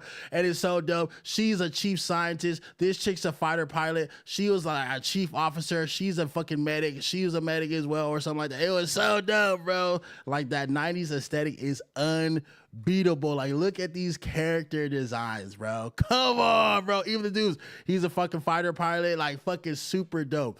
That like 90s and 70s and 80s aesthetic, bro, unbeatable. I like the newer stuff, don't get me wrong, but there's something about that classic look that is so fucking dope. Like, look at this shit. Come on, bro. And it had, like, just the right amount of CGI. It was so dope. If you haven't watched Space Battleship Model 2199, go ahead and watch it. It's a traditional series, so the first like main series has like 24 episodes, 25 episodes. all self-contained. You just watch that first season. It is fire. Can't get enough of it. But I heard Solo Leveling was a Korean manga, and since I got an anime, there is one Korean manga I think that should get an anime as well, and it's called Surviving the Game as a Barbarian. Surviving the Game as a Barbarian. So yes, Solo Leveling is a Korean manhwa. Facts. So it has a manhwa or webtoon. I think you can actually read Solo Leveling on webtoon, and then it has a light novel. So it's universally agreed upon that when you're consuming Solo Leveling, the manhwa is actually the most inferior version of it. The light novel is the best and most complete, followed by the anime, which obviously has insanely good animation. But you said Surviving the Game as a Barbarian. Let's check that out right quick. You put me on right now, Daniel. Let's take a look, bro. Surviving the Game as a Barbarian. Hold on. Oh. Bro, this dude looks like Kenishiro from Fist of the North Star a little bit, bro. Buff and brolic. Do we got baddies in this too, bro, or what? Oh, okay. We got a little fox chick. Howie looks pretty lean. Okay, cool. So it's a manhwa too. It doesn't have an adaptation left. Yep. I'm gonna add this to my list, bro. Surviving the Game as a Barbarian. Thanks for putting me on, bro. I appreciate it. No, this looks super dope. Okay, cool. But getting back to the video. Used to stand up to the mob, who serves as a beacon for others to follow, showing that they don't wield as much power as they think they do. Kei Udina, mangaka of Gachiakuta, who has a deranged part of her fan base, is someone who seems doesn't take any shit from these weirdos. So when someone tried to diss her and her mentor, Okubo, creator of Soul Eater and Fire Force, by saying, bro, she be giving it to these motherfuckers. Like, yeah, they be trying to punk her online, and she do not be going for it. They're like, aren't you non-binary? She's like, who the fuck told you guys I was non-binary? Isn't this character trans? No, they're not trans. And then, yeah, they were talking shit about Kubo, and she had this to say. Soul Eater mid, your manga mid, which she responded, Soul Eater God, you go to work. Straight up, bro. And fun fact, as you guys know, the creator of Soul Eater is also the creator of what? Fire Force, which is another series that gets these tourists up in arms. Oh, too much fan service. Oh my God, why is it about Tamaki always naked? Oh, get the fuck out of here, bro. Once again, and I will say this over and over and over again, every time this topic comes up or we talk about it on stream, you're gonna hear me say it. You know what's the correct amount of fan service? Because I always say, yeah, there's fan service that these tourists will say, oh, there's fan service that serves the story. There's like a correct amount, it doesn't take away. You know what's the correct amount of fan service? However much fan service the motherfucking mangaka wants to put into their work. If you don't like it, don't engage with it. Read something else. There's thousands of other series that don't have fan service in it. Why do you have so much to say about this one? Oh, because it's popular. And you want to be a part of the conversation that surrounds these popular series, but you don't want to be offended at the same time. So you want it to change to suit you so you can participate in the conversation. No, that's not how it works. This obviously wasn't made for you, and that's okay. We have lost the ability to know and accept a simple fact in a lot of modern discussions. Not everything is for everybody. Because guess what? If you try to make something for everybody, you'll end up making something for nobody. And that's something that Western entertainment is learning the hard way. Look at Marvel after Phase 3, right? Look at Star Wars. Look at all of these major IPs that have gone to the shitter. If you try to make something for everybody, you'll end up making something that nobody enjoys. Because guess what? These modern audience types, these easily offended types, these Puritan types, they don't actually consume content. And they damn sure don't spend money on it. So you're trying to make shit for an audience that doesn't exist. And then your existing audience, you've changed the product so that they no longer enjoy it. And now they're not going to spend money. And now you have a dead IP. Stinging so bad that she caused the user to delete the tweet, and it's just good to see that reversal once in a while where it's them and not the creator deleting their tweet or account. Maybe she learned some of this from Okubo himself, who dedicated an entire episode or chapter to those who bitch and complain about the fan service in his series. Check out my video on that explaining in detail if you're into Fire Force, deeply cultural series. If you haven't watched it, I highly highly, highly recommend it. I'm almost done with the final season my damn self, and I love it to the degree. Got the manga as well. It sucks what they did with season 3, man. They cut it short. There really was enough material in the manga for an entire 4th season. I don't know why they made that decision from a production standpoint to just cut it short. That's not some shit you're really seeing anymore, too. Like, for those of you who are a little bit older, you'll understand that in the 90s and early 2000s, they used to do that shit a lot. They would cut an anime short when there was still a lot of the source material left to adapt. But in recent times, that's been something that you don't see as much of anymore. Like, they will play it out, especially if the series is successful, like Fire Force is. They will adapt it until they can't adapt it anymore. But they did that with motherfucking Fire Force for some reason, and it sucks because his last series, Soul Eater, had the same thing happen. In the end game, they cut a whole bunch of content and wrapped it up quickly, and then they ended up doing the same thing with Fire Force, which fucking sucks, bro. Don't understand it. Interested.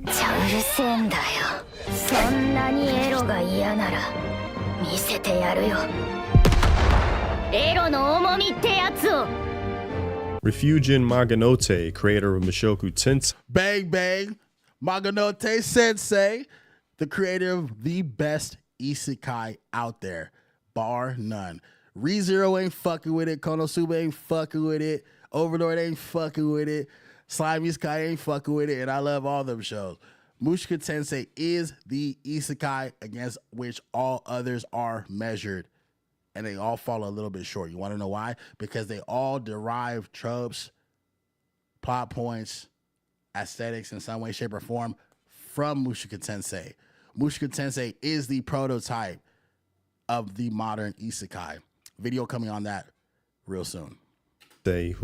So make sure you subscribe to the channel here on YouTube. Coffee Sama here on YouTube, bringing you guys Base Friday live streams and weekly Mushoku Tensei content. Let's get it. If you haven't, once again, hit the like button on the stream. Be sure to leave a comment and subscribe to the channel. We're building an awesome community. If you haven't already, join the Coffee House Discord. Link is in the description is in the description of my profiles on Twitch and Kick, and it's in the pinned comment in the YouTube chat. Join the Discord. Subscribe to the YouTube. By existing is based considering the backlash he gets all too often for his series by the usual can't distinguish between fiction and reality types. But adding on to that, he recently stated on X, by the way, I think if I can write what I love, I don't mind if it doesn't sell. If I'm going to publish it, I don't mind if it's not commercial. And in fact, if I'm satisfied just from having written it, I think it's fine not to publish it at all. But that's that, and this is this. Once I've decided to do it, a sense of duty arises. Yes, man. And like I was saying, you have those creators who are, I don't know if secure in themselves is the right phrase. I don't want to say that they're insecure, because when you're getting like a wave of online harassment, especially if you've never experienced that before, and especially if it's very like opposite to the culture that you've grown up in, that could be a very jarring experience. Like, even for us who have grown up seeing this shit, we're like, it's still like, when you find yourself the object of a Twitter mob, you're like, whoa, what the fuck? That's not something that you want to deal with. But you see these creators who are like, yo, you just kind of got to instinctively realize the internet is not a real place. This is fake. And this too shall pass. Don't let these people fuck with you, because you have people who are rocking with your work. People vote with their wallets, and they vote more importantly with their attention. If people are saying that this shit is ass, right? This is terrible, this is that, but your numbers say otherwise, what is true? There are 3 questions that will always destroy these kind of woke modern audience types arguments. Do you have any hard evidence of that? Compared to what and at what cost? Their arguments will never pass those 3 questions. Oh, people don't like this or that. Well, do you have any hard evidence of that? Because the evidence says the opposite. Oh, this is terrible. Compared to what exactly? You need to do X, Y, Z. Well, what would that cost? That's not possible, what you're saying. For example, you should change and remove this from the series. How would I do that when this is already published? There's no way to make that happen. And you know this. This is just you trying to shit on a person, right? Which props to him, because I know he gets harassed constantly on social media, but regardless, he sticks to what he loves and is passionate about and makes no apologies about it, something I highly admire, especially in today's climate. Dr. Stone, science supervisor, shared some words recently as well on the creative freedom that Japan had. Dr. Stone, another firework. Goodness, man. Boichi is such a fire artist. So Boichi is the is the artist behind Dr. Stone. And so another one of his works that a lot of people don't know about because it never got an anime adaptation is called Sun Can Rock. And just look at this art.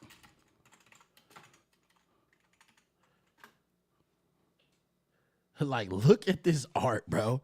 Look at this fucking art. Sunken, like, you see this right here? Hold on, let me see if I can make it bigger. Like, look, bro. Boichi is a fucking god, bro. Let's see if I can find Sun Can Rock girl. Yeah. Like, look at this, bro. Look at this fucking panel, bro. See if we can blow it up. Like, come on, bro. Come on, bro. Let me find another one. She has another shot where she has 2 pistols. I'm trying to find. Hold on, where is that one? Where she's hitting this action pose. Nah, hold on. There's another one with her from the front with the sword. Yes, this is the one I was talking about. Like, come on, bro. Boichi is a fucking god, bro. This art is crazy. I don't understand how this series has never gotten an anime adaptation. Like, Sun Can Rock is filthy good, bro. Like, oh my god, bro. Sun Can Rock is so ill, my nigga. Jesus. Look at this shit. Look at the line work, bro. Like, oh man, Boichi is filthy. I don't even think the manga has ever been translated into English. Bro. Let's continue. As compared to other countries. And here are some things that stood out from his statements, but I'll leave a link to it in the description to read in full. Thanks to Twitter X, automatic translation is finally becoming widely known overseas that Japan's freedom of expression reaches levels that are impossible in other countries. Heads can be severed, a young girl's arm can be gruesomely torn apart, and even adult-oriented content is treated with considerable leniency. Of course, opinions like that kind of expression is no good or it shouldn't be shown to children should also be freely voiced. But when you look through tweets from various countries and see just how horrific things can get once a government or administration starts regulating expression, it really makes you think we need to cherish the present even more. Bro, and that's a key point. Nobody's saying that you have to like everything. If something doesn't agree with your sensibilities, you have the right to feel that way. Don't misunderstand me.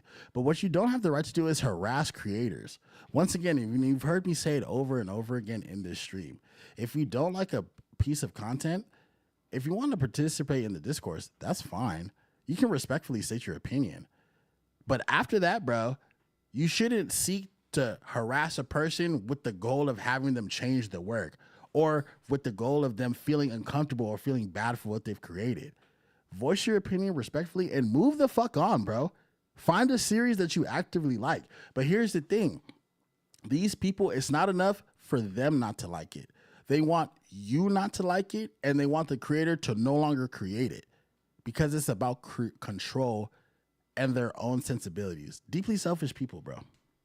Because expression regulation by the state or administration always begins cloaked in an unassailable justice like protecting children or upholding public Look at Kohaku running it up. Go ahead, girlie. morals that no one can easily oppose. Before you know it, it turns into the right to erase anything that certain people just don't like. Even if it starts out targeting some extreme and violent expressions, once you hand the powers that be the right to draw a line on what's okay to depict, that standard will inevitably expand arbitrarily. Once you begin to censor, the goalposts will always move. It's like, for example, what's been happening in the UK, right? They've been like, oh, yeah, we want the Online fucking Safety Act because we don't want kids to have access to the wrong sort of content, right? They always try to get in with that sort of argument. But once you give them the power to censor something, free speech and expression, who's to decide, well, it starts with this is for the kids, then it becomes any sort of content that's deemed unacceptable. And guess what? What is deemed as unacceptable is a constantly shifting metric based on who is trying to garner, whether it be votes, power, whatever. That's why expression must remain free, because while today they're censoring what you don't like, tomorrow they'll be censoring what you do like. Because they can never have too much power, right? They're like, man, we need to drum up some sentiment. we need to drum up some public opinion. We're going to attack this thing now. You're seeing it, whether it be with payment processors, self-censoring adult content, them attempting to censor anime, worse when it comes to games, all this sort of shit. And they always use some argument it's about the kids, right? But then you saw it recently. First it was sexual content, and then it was like psychological thriller mystery content. Oh, this is too violence. It starts with sex, then it's violence, right? And then it's, oh, this is too political. This is the wrong sort of thing, or whatever. It never stops, bro. That's why you have to fight against censorships in all its forms. I may not agree with what you're saying, but as long as you're not harming anybody, bro, I will fight to the death for your right to say it. Point blank simple. There are 2 animes I know that deserve an English voice cast dub, and that's World Ends Harem and Love and Less. What do you think? World's Ends Harem is dope. World's Ends Harem has a dub though. Are you talking about Fantasia? Because World's End Harem already came out, homie. Let me see. Yeah, nah, bro. Like World's End Harem already has an adaptation. Nigga, what are you talking about? Hold on. I gotta be careful. Hold on. Let me not Google that. Let me not Google that and get my YouTube stream snatched. Let me go straight on Crunchyroll. Yeah, World's End Harem already has. I'm pretty sure already has a dub. Fool. I'm about to look right now. Hold on. Streaming it ain't going kind of slow. Let's let that load up. But I'm pretty. All right, let's World's End Harem dub.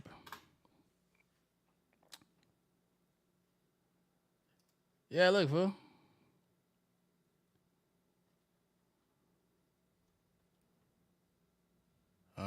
Oh, you're right. Does it not have a dub? You know why it doesn't have a dub, homie. And I feel like it doesn't have a dub because World's End Harem is a fucking ecchi series, right? And these English VAs are probably too fucking too pure. It's a little too much for them. They can't handle it. So yeah, I don't know if this was gonna get a dub, bro. Cause that's a like World's End Harem. Nigga, like look at girly right here. Like you think they're gonna dub this, bro? I don't even know why Crunchyroll fucking licensed this, bro. Like World's End Harem for Fantasia. Like look, bro. Like sex series, heavy series. It's like fucking, for example, redo of Healer. Like same sort of shit. Don't think that's ever gonna happen. Would be cool if we got to the point where it could happen, but I don't see that happening, bro. For example, even works that tackle society's dark underbelly or scientific phenomena, like gruesome depictions that heighten the terror in horror stories or raw fictional portrayals of the horrors of drugs in the underworld, end up unable to convey what they truly should, dismissed with a single "that's inappropriate." Soon enough, only sanitized, flowery nonsense can be produced. It's a well-known story how a certain Hollywood monster movie got panned for absurd choices, like having the biting happen off screen or no blood at all, making it feel utterly unnatural. So Japan's expression thrives in this very chaos. It's the soil of freedom. I love for not just creators but consumers too, to all cherish and protect it together. Bro, and that's the thing. So I'll make this point over and over again.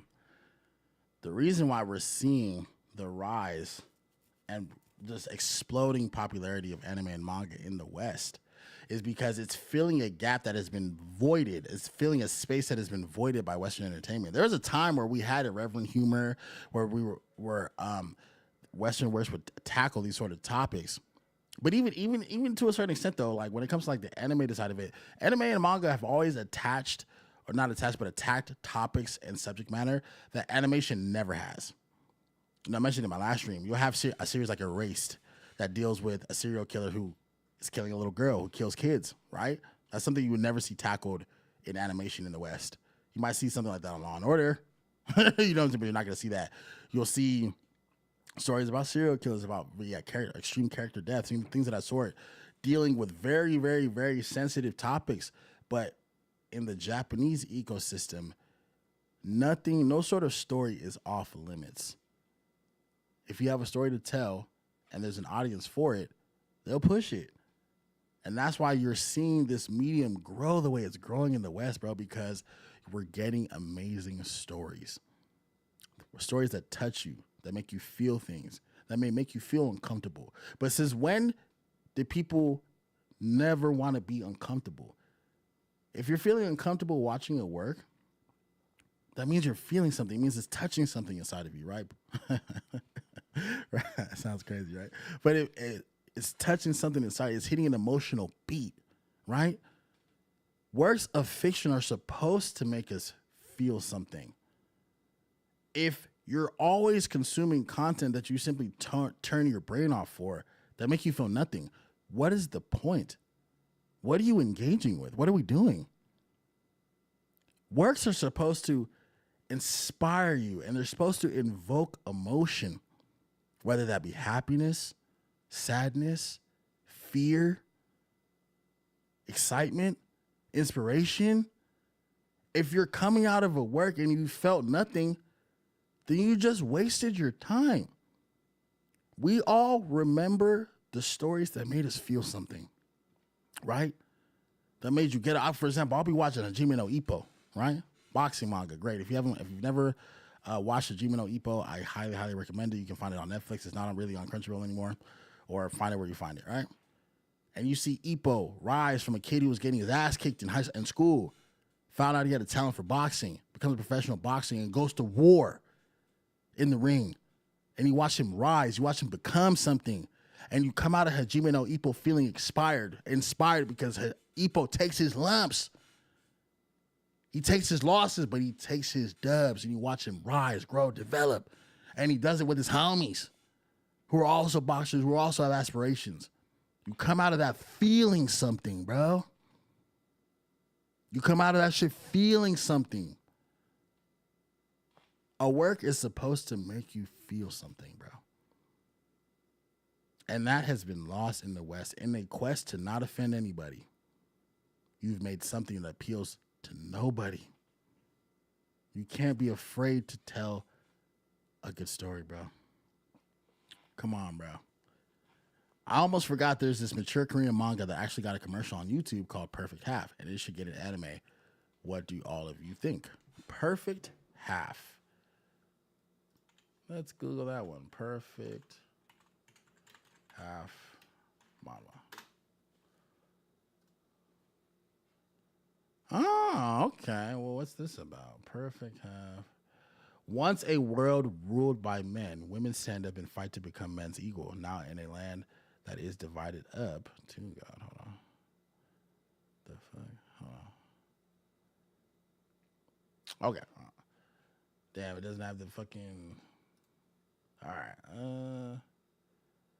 Reddit. The story itself focuses on fighting for unity and equality for both genders. The leader of the world's male nation. Oh, you know what this reminded of? So in the story, have men and women like essentially split into separate tribes. That's hella funny. So you know what? If you like that, bro, Daniel, then you need to watch an anime called Vandred. So it has a similar concept. So Vandred is a sci-fi anime that takes place in the future. And essentially so the Earth essentially got destroyed by what would be the equivalent of like rogue AI that's like harvesting essentially human organs. So humans have left to two separate planets. Men live on one planet, women live on another planet. And it's been and they actually are actively at war with each other. Like they fight and kill each other because they reproduce in different ways. Like women like kind of like inseminate each other, and then men are like born like kind of in tubes. And yeah, they have forgotten that men and women were once one species. You know what I'm saying? It's super interesting. It's super dope. It's an early 2000s anime that is fire. So if you like this sort of concept, Perfect Half, you need to check out Vandred. It is like probably the same thing, but a sci-fi version. Super fucking dope. Check out Vandred. I think you would like it. I mean, that just says it all perfectly. This guy gets it, especially when they use tactics like it's to protect the children, which only useful idiots fall for. But I'm so glad with the merging of Japan and American Twitter, they now can see what so many fans can. Bro, once again, the merging of Japan and American Twitter, Western Twitter, has been the crossover of a lifetime. And it has been so fucking dope, bro. It has been so dope. complain about when it comes to creative freedom in their own countries, and why people cherish Japanese media so much, because at least on a wide scale over there, they still maintain mass creative freedom, not just in the independent market. When an animator working on One Piece accidentally or intentionally gave Nami a breast reduction, Toei made a correction by basically saying, no, the heavies stay. Don't touch the heavies. Okay, go and swell them things back up. Okay, don't try to shrink them things. We blew them things up for a reason. Okay, she got the heavies. She got a pair of boobs. Okay, not even B-O-O-B, B-E-W-B-S, boobs. Pair of knockers, as my homie would say. Look, don't play with the titties, man. Go and leave them things where they at.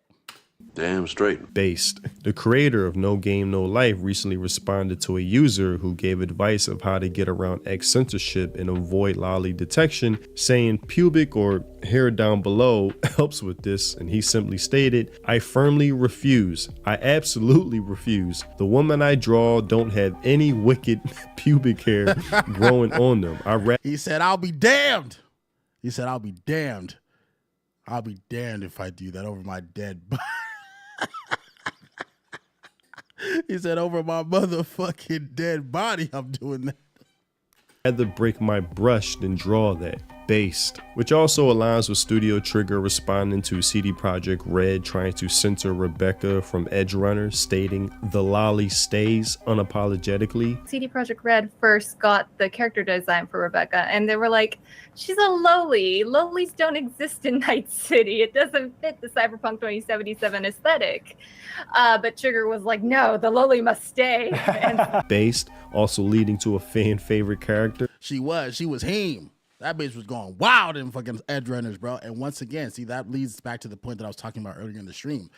If Studio Trigger was an American animation company, they 100% would have changed it. They would have capitulated to that pressure.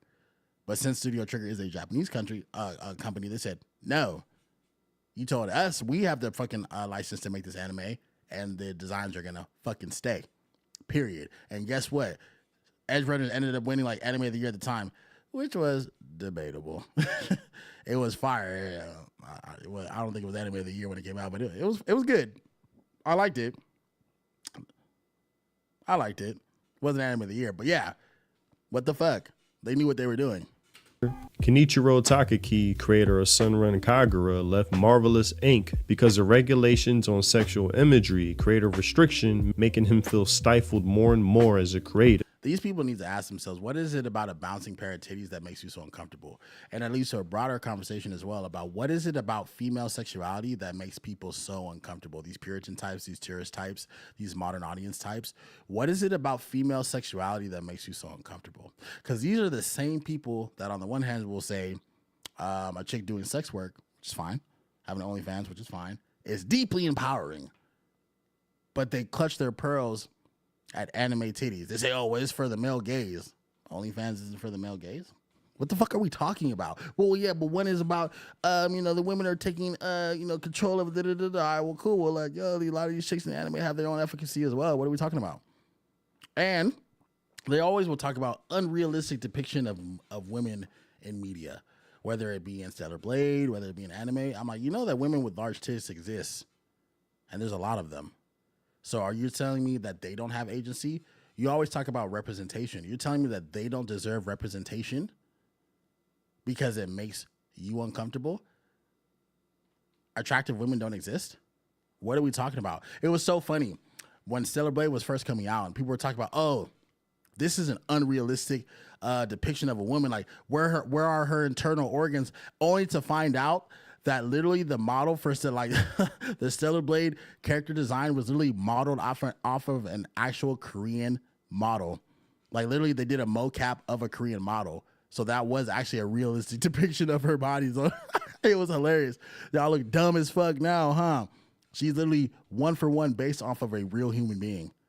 Attractive people exist. Which shows he'd rather leave what he loved than contribute to its downfall, watching what he loves deteriorate right before him. A hard decision to make, but an honorable one at that, which I highly respect. which also contributed to some of the best memes that sum up this whole entire theme of this video. Even outside of anime, Quentin Tarantino, one of my favorite filmmakers, remains based regardless of current climate of political correctness. When an actress from his film Pulp Fiction recently came out and said his usage of the N-word is racist and creepy, which is just a desperate cry out for help, someone please hire me, Quentin simply stated, "Dear Rosanna, I hope the publicity you're getting from 132 different media outlets writing your name and printing your picture was worth disrespecting me in a film I remember quite clearly you were thrilled to be a part of. Do you feel this way now? Very possibly. But after I gave you a job and you took the money, to trash it for what I suspect is very cynical reasons shows a decided lack of class, no less honor. There's supposed to be an esprit de corps between artistic colleagues, but it would appear the objective was accomplished. Congratulations." Congratulations. These people will sacrifice everything for internet clout, for Twitter likes, for a few pats on the back. Clout is a hell of a drug, bro. Online validation is a hell of a fucking drug, bro. You played yourself. In today's climate where not being political and just focusing on entertaining is now seen as problematic and offensive, it's refreshing to see a well-established author of The Martian and Project Hail Mary, which is a huge success right now, coincidence, not only do an interview with Hollywood's most hated controversial independent critic, The Critical Drinker, but also state the obvious. For me, it's a great example of what you can do now with movies.